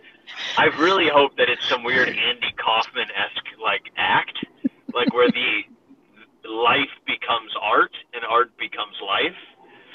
Because, dear God, like, to say that humans aren't comprised of matter is just so remarkably dumb. Are you suggesting? Are you suggesting this is spinal twat? Nice. I hope you've been saving that up just for this occasion. Please don't tell me you just thought of that now, because that's good. Do you have? I mean, geez, Cliff, you really need to have a kid because these dad jokes are really wasted. He's a good at making the dad jokes. Oh my goodness. Yeah. That's ridiculous. I have to point out you guys have clearly never met my dad. My dad will cut you to the quick with his jokes. I have to point out that I doubt G-Man will ever see listen to any of this, because it's a couple of hours in. He'll watch the first 20 minutes and then make a 2.5 hour video about it. Cliff, you're giving away my secrets. No accident that I let it roll. I want people to talk about it, and it was a topic I didn't want to just put up a 6-minute video where I was like, "Oh, G-Man's retarded." You know, it's going to come across that way, and I know I am going to take a bit of heat for this. I thought there was going to be a bit more arguing about it. I do think Lamed student has been in the live chat. I've been watching his comments. I haven't much of a chance to engage him, but I think he's been thinking about it actually as the clinical diagnostic challenge that I think. He should be, and I think all of us should be. And like I say, there's the factual issue about whether that's the case or not. Or, I mean, we would never be able to prove it either way. There would require an evaluation of his investigation of his family history that none of us have access to. And certainly, even if we had access to that information, we shouldn't embark on it, because that's his family's personal business. I'm just suggesting that this is one way to think about his competencies and his choices, his behaviors, his attitudes. And so I do think some people have been kind of engaging me on, really, do you think that? And I kind of expected a bit more criticism, but, oh, are you saying then we have to be nice to him? So I didn't really get as much sort of bashing as I kind of thought I would. But I do expect that if G-Man ever does sort of go this far into this video, or True Empiricism points out to him, you're not going to believe what Hogtie said. See, True Empiricism is in a good position to listen to this, and Veckel would be in a good position to say, you know what, Hogtie may there's a chance know a little something about this stuff, and he's given me something to think about, and maybe there's a way that I can. I disagree. They won't. Hogtie. You got corrected on chromosome on trisomy 23. Yeah, 21. Yeah, 21. When you fucked it up. Yeah. Okay. So now everything I say. 6 months of videos on Sam getting the wrong numbers. But I'm just saying, Hogtie, if you don't know that a Robertsonian translocation can lead to trisomy 21. Yeah, 4.5% of the time. Okay. Like you can't. Well, I'm sorry. Look, Hogtie, you just got to deal with it. That your medical opinion is far inferior to his, and that's something that you live with. This is funny. I know Sam knows this. We were in a chat, and this was on air, and I'd said, and I don't want to say because I'm very, very careful about not spreading my creds. There's two reasons why. Because my unusual pattern of degrees makes me a very searchable person. If you Google not my name but my degrees, you'll find a very small set of people in my very large but poorly populated country. It's pretty easy to find me. So I'm very careful not to do this. There are a few people who know. And at one point, like when Sam and Drag and a few other people were in the room, we were talking about this, about how, yeah, I'd gotten that wrong when I just had taken the position that, it's only the maternal non-disjunction that causes Down syndrome. And in fact, there is some small subset where you can inherit from somebody who had an unbalanced Robertsonian translocation. 4.5% of the Down cases are attributable to that particular mechanism. Live and learn. And I made a comment. I said, you guys are not going to believe where I learned this, right? Because, by the way, part of what happened in that conversation is that we were talking about, when we learned some of this stuff, and I had said something offhand about, when do you even learn about chromosomes? Like, I think it was in grade 10. Actually, it might have been grade 8, or I think I remember they talked about chromosomes. You don't really know much about chromosomes that age, but I remember we talked about. So True Empiricism has twisted that whole thing into me saying that where people learn about Down syndrome and about meiotic non-disjunction is in grade 8. Right, or 8th grade, as the Americans say, and that's not at all what I said. That's a ridiculous thing to say. So when I heard this, I said, "You guys are not going to believe where I learned this particular fact." And I typed it in the side chat, and it was 3rd year of this program, the same program in which I learned a lot of the stuff about FASD. So I mean, this is something that's taught at not just in high schools, but it's fairly high level of university education. And a person needs, a lot of that stuff is kind of low level flyby of the information, and you should never take somebody who's got an undergraduate degree in something and say, well, then therefore they know every detail about everything that anybody who has that job should know. Obviously, that's a ridiculous thing. I can see this as an excuse, and your hair is worse than Ronnie's. It is. Well, yeah, both of those things. Yeah, Ronnie's a funny guy. I'm messing with you because I do that just to say that I'm like kind of predicting how the reaction's going to go, is because look, I don't like to armchair diagnose people other than entertainment, and I'll preface it as entertainment, but I don't, because unfortunately, I'm kind of, if I'm at a family dinner, I'm the person in the room that does science, and so I get asked questions all the time, and I have to go, I don't know, and they go, but you have a biology degree. I go, yeah, but I study epigenetics. I don't study, everything to do with medicine. Yes, Tommy, I study epigenetics, so stop mentioning it. But it's one of those things where I have to go, I don't know. So I don't want to be, and they go, well, why don't you look it up in the literature? And I go, I don't have a broad grasp. Like, I can look and see a few studies and maybe get a hint, but I don't have a great grasp of stuff that's not in sort of my weird intersectional area. So it's one of those things where I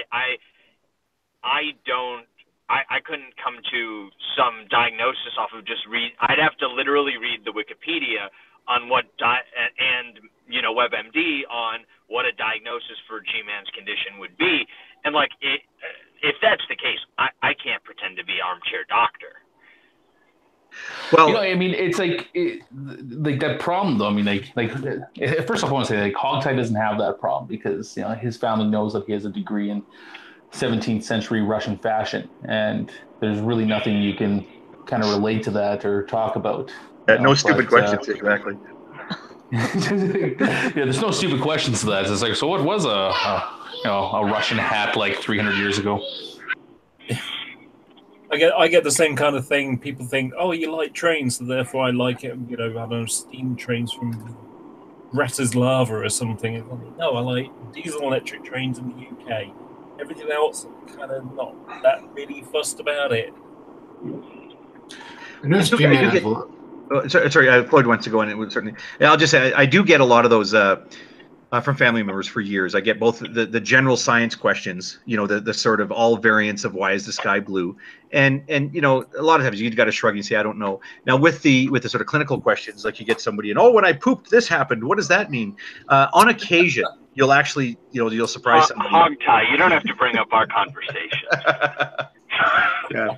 No, I mean it's well sometimes I mean I've had a couple because again my family is quite big and I get a lot of these questions, so I could certainly if I wanted to sort of make it sound like I had a good batting average, I could tell you an anecdote of one time that my aunt said something that I went, oh, you know what, it could be this. You're going to want to go talk to your doctor about going and getting this test. And then she talked to me a week later and went, oh my God, it was that, you know? So, but I got to tell you, those are rare. Like if I want to actually talk about the batting average, most of the time I do a lot of shoulder shrugging and saying, oh, that sounds like something you got to get checked out. And that's, you sort of get those things, but I mean, yeah, nobody's an expert in all these things. And it's funny that you know, true empiricism's model of expertise is that if somebody else says even the most inconsequential thing incorrectly or gives the wrong impression, they clearly don't know anything and they're just puffing out their chest and, you know, pretending to have this expertise, where he can get the broadest and most foundational things wrong. And yet he'll say, he'll hold by this absolutely insane claim that not a single person has ever caught anything he's ever said that was wrong. And it's well, it's what's interesting to connect this. I'm going to leave in a second, but also we're all going to leave in a second. Thought, well, I'm going to go practice jujitsu, or as G-Man calls it, karate. Karate. Karate. But the interesting thing there, and what is really interesting is that group of people have a weird sort of gauge for expertise. So I can think of three instances. So obviously there's as you said with true empiricism, where if you get any solitary factoid wrong, you don't have any expertise. When in reality, like, look, I had a very good GPA as an undergrad. You know, I think I got 2 A+. Other than that, I got questions wrong in and even in those classes, I got shit wrong. Like, I've never had a class where I got 100 out of 100 in university and beyond. Now, maybe in his mind that makes me stupid, but you know, I also don't enjoy Popeyes, so who knows? Well, but the weird thing though, I listed 3 people. I was one. The second is G-Man, who believes that if you can explain it to him, or debate with him, that proves your expertise. But even then, and you noted this a while ago, Hogtie, is what was that with the case of true empiricism? Oh, the cell is complicated. Thanks, genius. Like, even I know that. I was like, oh, thank you. I'm glad I just spent 8 hours writing a draft of like 2 pages of specific aims I'm going to get my ass reamed out for tomorrow. Yeah, when you could have given that enlightening insult. God. And then G-Con gave another example, and I suspect that a lot of people go by this, which is if someone sounds like they use, and G-Man buys into this as well, both of them, if they can use fancy words and they know a little bit of terminology and maybe the vaguest notion of what that means, then they're an expert. And again, like, the less of it is and especially I would say now, less of it is in specifics regarding like, oh, this pathway does this to this, unless you specifically study that, and more, what technique could we use to justify this claim, right? And maybe that's just my experience because I work in such an interdisciplinary field, but it's sort of like one of these things where all of them have this weird miscalibration of what, you know, knowledge is. It is pretty weird. And again, I've been saying we should be going off air. Does anybody want to promote? There's an upcoming hangout. I guess MP's hosting it or something. Yes, Heavy Hauler. I did hear, was it Heavy Hauler made a comment. I was listening to AFK when somebody had read it out loud. I'd seen it when Heavy typed it. Yeah, I know. This is going to lead to a bit of, I mean, they're going to talk amongst themselves and say, you know, oh, you can leave, Hogtie's really gone off the rails. He's saying this awful thing. But like I say, this is sorry. I do want to hear from Floyd, and we should go very shortly after that. But yeah, I do know that. I mean, this is actually. Let me make this point this way then, about giving people credit for good intentions, right? These are all people who, you know, when they've had a problem, I've always been there for them, whether or not they take up my advice or seek up. You know, G-Man initially had made the mistaken claim that he'd hurt his back. When I heard the description of it, I knew correctly what it was, and I offered to talk to him about it and make sure that he understood what his doctors were telling him and which medication he needed to finish completely, or the problem would return. I think anybody else, I'm sure RSC had picked up on it too, that it's actually not a back injury. And laugh if you will. I don't think it's funny because I understand what it is, and it's incredibly painful, and it's something that I hope he does deal with as he goes on. But you know, this is the kind of thing that like, you got to give people credits for their best intentions. I don't mean to say this stuff to be hurtful to G-Man. It doesn't mean I'm not going to laugh at him in the future. You know, if I'm faced with another opportunity like that hangout that he was in, where he's on with all upset with Aaron Robb because Aaron's got long hair and, oh, you're a woman, blah blah blah, you know, he's all upset like that, and how it's not a real man because he has long hair, and I never got a chance to speak in that hangout. I opened my mic one time to say one line, and that was, hey, doesn't true empiricism have long hair? And G-Man had that meltdown, and he blocked everybody, and I felt great about myself. I hurt his feelings, and I felt so good about myself. I mean, there's always a challenge. You either get along with G-Man as a challenge, or doing the thing that makes him have a rage quit and pee his pants. And I felt like I hit the 3-pointer from half court, man. That was a really, really fun evening, and I absolutely will do that again. So people are asking in the live chat, well, then what does a person do to help G-Man? Well, you know what? Learn something about FASD. If you think you can help him, you can help him. Guess what? Not my job. I think if he has actual friends in the world, whether it's Hannah or MP or Vekel or True Empiricism, they can set themselves forward on that task. I've always been there for G-Man if he's ever needed help. He's made it absolutely clear that he doesn't want my help in any regard. Those guys are going to sit there and say, well, gee, you know, is Hogtie, like, is he on to something here? Is it something we should consider? No, they're going to say, oh, battle of powers and principalities, and he's demon possessed, and he's only saying this, and they're going to turn it into that Hogtie had a 3-hour hangout where he talked about how G-Man's a retard. And what am I going to do about that? Right? I'm only hoping, and I say sort of close to conclusion here, I really do want to hear what Floyd says. I never get to see Floyd often enough, but I'm hoping, let this be my concluding comment. I'm hoping that people who see this can reflect on our time together, the time that you've known me. I know I've done some things that are jerk, but I do it when I'm funny. I'm just trying to, you know, okay, I hurt a guy's feelings a couple of times, but because it was funny to me, at least, and to JD Kane, who always laughs at my jokes. I love that. That doesn't make me a perfect person, but when it comes to serious topics, right? When it comes to Neff's wife being sick, you know, how did I handle that situation? When it comes to these things, you know, give me the credit for, even if I'm wrong about this, give me the credit for the best intentions. And I'm still going to go ahead and laugh at G-Man's buffoonery. Yes, cells are complicated, and because they have DNA, which is also made up of cells, and the DNA does or doesn't fall apart when the cell gets wet. Who knows how that works? It's all a mystery. It's all complicated. I'm going to continue to laugh at him, but I don't want people who care about how I feel. I don't want you thinking that I'm saying G-Man's got this deficit because I'm trying to do something mean to him. I'm trying to encourage other people. I'm not trying to give people instructions on how to act around somebody who appears to have this condition, whether it does or not. I'm trying to give people what I think is an important piece of information that I want them to put on their scales. And based on your relationship with G-Man, if you're his friend and you think this is helpful, then you figure out how that's going to help him, because I can't help him. If you're an enemy of his and you want to turn this into something dark and ugly, fill your boots. What the fuck do I care? I know Drag's back, but Floyd, what's going on, Floyd? Are you losing debates left and right? Oh, yeah. Well, I haven't had a formal debate in a while. I think the last one was with General Han Solo. But I had a good discussion with evangelist Ken Jones on this. It was Sunday night. That went well. I think G-Man was hoping it would be like a real wild debate and so forth, but we actually had a good conversation. Yeah, I noticed that. I don't. When I think of you, Floyd, wild is not a word that goes with it. Yeah, it was listening to that discussion, and the wife and I were actually at the bar for a little bit listening to it because it was interesting. But what we noticed more so than anything was G-Man's constant attempt to make it into some type of brawl.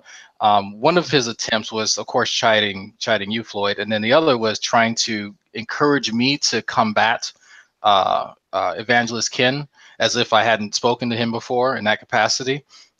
And even listening to a little bit of the playback from when I was talking to Antonio the other day, actually, yeah, just last Wednesday, he was looking for some feedback from Antonio to indicate that for some strange reason, or at least to me, that I was somehow mistreating him or misrepresenting him or just doing something wrong, but Antonio didn't give him that. In fact, Antonio gave him the polar opposite, and he almost seemed disappointed by the way that Antonio responded. So, I mean, it's kind of sad, but I think it's just one of those indications that he is imploding. But did G-Man lose his job or something? He seems to have a lot of free time lately. I mean, that's what I noticed. I noticed he does all these videos and goes on tirades when he has a lot of free time.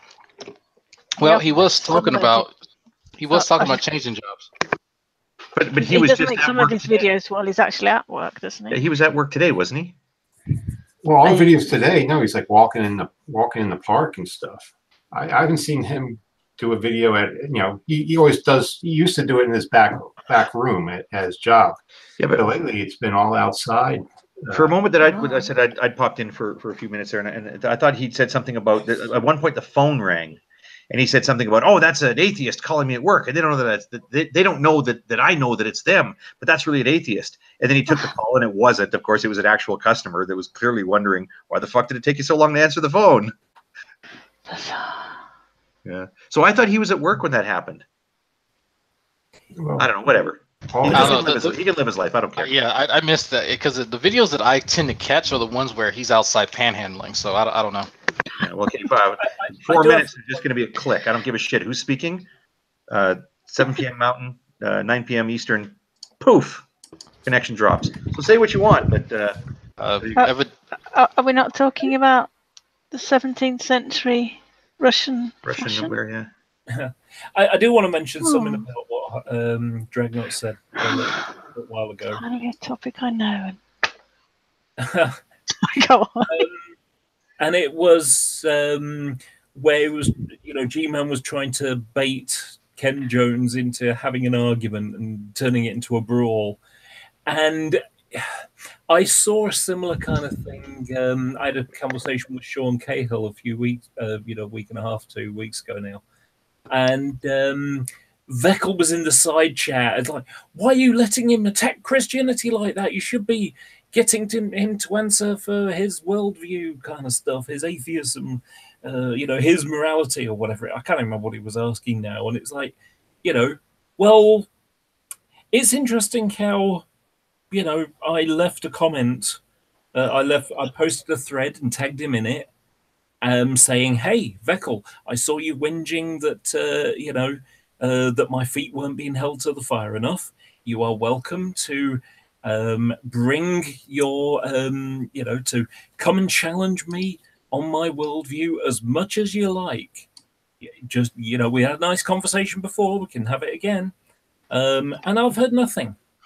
Well, you're not going to. I mean, Veckel is effectively the Flavor Flav of the CCP. Like, he really doesn't do much or say much. He makes loud noises when appropriate, but there's really not much to him. And it's funny because I have referenced the fact that there's quite a bit of discontent between him and his brother, to which someone has said that's all political. That's actually a lie. He knows it. But part of that, and the reason I bring this up is because he is delusional. Veckel is legitimately delusional when it comes to being able to ascertain what is being said in the conversation. Literally, just pick any topic that's being discussed by someone other than him, it can be someone, one of his friends or whatever, he doesn't actually know what's going on. He only knows that if there's someone in the conversation that I need to suck off. He just needs to find out whose dick is bigger and who's in what order. That's it. I saw that. I was in an MK hangout about a month and a half ago now, and Hogtail will probably love this as well. But talking about 9/11 stuff, and someone mentioned put option, said, "Yeah, that's not true." And I said, I explained a bit away. And I said, not only that, there's a Snopes article. He's like, Snopes. Oh, I knew Hogtie would buzz on that one. Yeah. you know what? Okay, you know what? We got it. We got to end on this because I will say people wonder why I get along with Veckel so well. I don't take him terribly seriously when all he's doing is unconditionally supporting the nonsense that his quote-unquote brothers in Christ do. But I get a lot of Veckel stuff, and I'm sort of fascinated watching his story because he's embarking on the journey of fatherhood, and it's very cool, you know. But I will say this, he has a sense of humor. People sometimes forget. Veckel, as much as you can say, well, don't take him seriously, he doesn't take other people seriously, and that makes him a superb YouTuber. G-Man is crazy and dangerous because he takes everybody seriously, even the jokes. Veckel, as you know, he's interested in animation. So a while ago, real quick, I'm being called by G-Man. It's starting. See y'all later. So the show's starting on MP's channel. Or I don't know where it is. No, I don't think so. Let's do the plug first, then I'll tell my funny little anecdote here. So I posted in the live chat a link to MP's channel. I'm sure you can find some. I'll look for G-Man nonsense here. Let's see here. So they may, Drag's going to be called out. Everyone's going to be called out, blah, blah, blah. I put a link to MP's channel. Everybody has links to G-Man's channel. You know how to find them. MP's a little harder to find. You search for Nate Brody, as I've spelled it up there, is an easier way to find it. Or even easier still, there's a link up there. So I don't know where those guys are meeting, but there's supposed to be some big crazy thing tonight. Oh, it's a big G-Man versus blah, blah, blah. Who cares? G-Man versus reality, in my mind, is the only thing that's important. So Veckel, as you know, is very interested in animation. And he posted a link one time to somebody, and it's not from DC. It's DC Comics. It's actually just an animation enthusiast, a kind of fanfic of a fight between Superman and the Incredible Hulk. And this animation is amazing. Like, I mean, the Hulk's pounding and Superman's like trying to fly the Hulk up into space, and the animation is exquisite. You can't believe that this is one guy working in his basement, sitting there on his computer, and he's doing this animation. It's really beautiful. It comes in like 4 or 5 parts. So Veckel had posted a link to, I think it was part 4, and I watched it, and it's really good. Like Superman, and there's like buildings are blowing up, and they're flying up in space, and the cape's flapping, and the Hulk can't breathe, and he claps and stuff, right? So I posted a single comment, and I said, you know, Veckel, according to Snopes, this fight didn't really happen. And he +1, and God bless the guy, he +1 the comment, he posted back an LOL kind of a thing. And, you know, Veckel is not entirely stupid in this emotional way. He doesn't take everything seriously. And when you make a joke, the guy gets a joke. I want to say our good nights. And let's. You know, I've done that myself with him. I had a conversation with him several months ago. Sorry, a year and a half ago now, rather. And one of the things that I joked with him about, because I asked him about it privately after a hangout finished or something, I can't remember now. And it's like, why did you do that thing where you wore a belt on your head? And he went, I was just taking the piss out. Well, he didn't say piss, but he was just making fun of the Black Hebrew Israelites. He was mocking them. Yeah. And so in the conversation, I made sure to mention, you know, that I like Veckel. I do. You can actually have a conversation with him. I think he's wacky and, you know, and like I say, he will ball wash, he will polish the turds of G-Man all day long. He has a special turd polishing kit, you know. He goes down to that kind of level. But, you know, like I say, he has a sense of humor, and you can have a bit of fun with him in that regard. Veckel knows the score. He's good that way. I mean, yeah, you can criticize those kind of faults, but he knows the score, and he knows what's important. And nobody's perfect. You know, Romans 3:23. Yeah. So let's conclude with. So yeah, G-Man once again. Yeah, he's a coward. Whatever. Nobody cares. So did anybody find? Could somebody tell me in the live chat or in the room here? Dragnut got called away. G-Man's all ramped up. Just for I'm going to go do stuff with my kids, so I'm going to miss it. But what is the next sort of stopping point for the G-Man padded room tour. I don't see anything on MP's channel. No, I can't see anything at the moment. Okay, What- can't help you then. Sorry, I always try to help the audience find the next bit of entertainment that goes on. Dee and Cliff, for fuck's sakes, get to bed. I'm not saying the same bed, not saying separate, whatever. You work that out. You guys, it's far too late. I'm adding 7 to 19, and it's a number bigger than 24. It's clearly incredibly late in your part of the world. 2 a.m. Yes. Floyd, you get some sleep too. Anyway, thanks for everybody who showed up, and I really appreciate people's patience with what was, for me, a difficult message, and for you, a long, drawn-out message. But hopefully food for thought. So thanks, everybody, and have a good night. Night-night.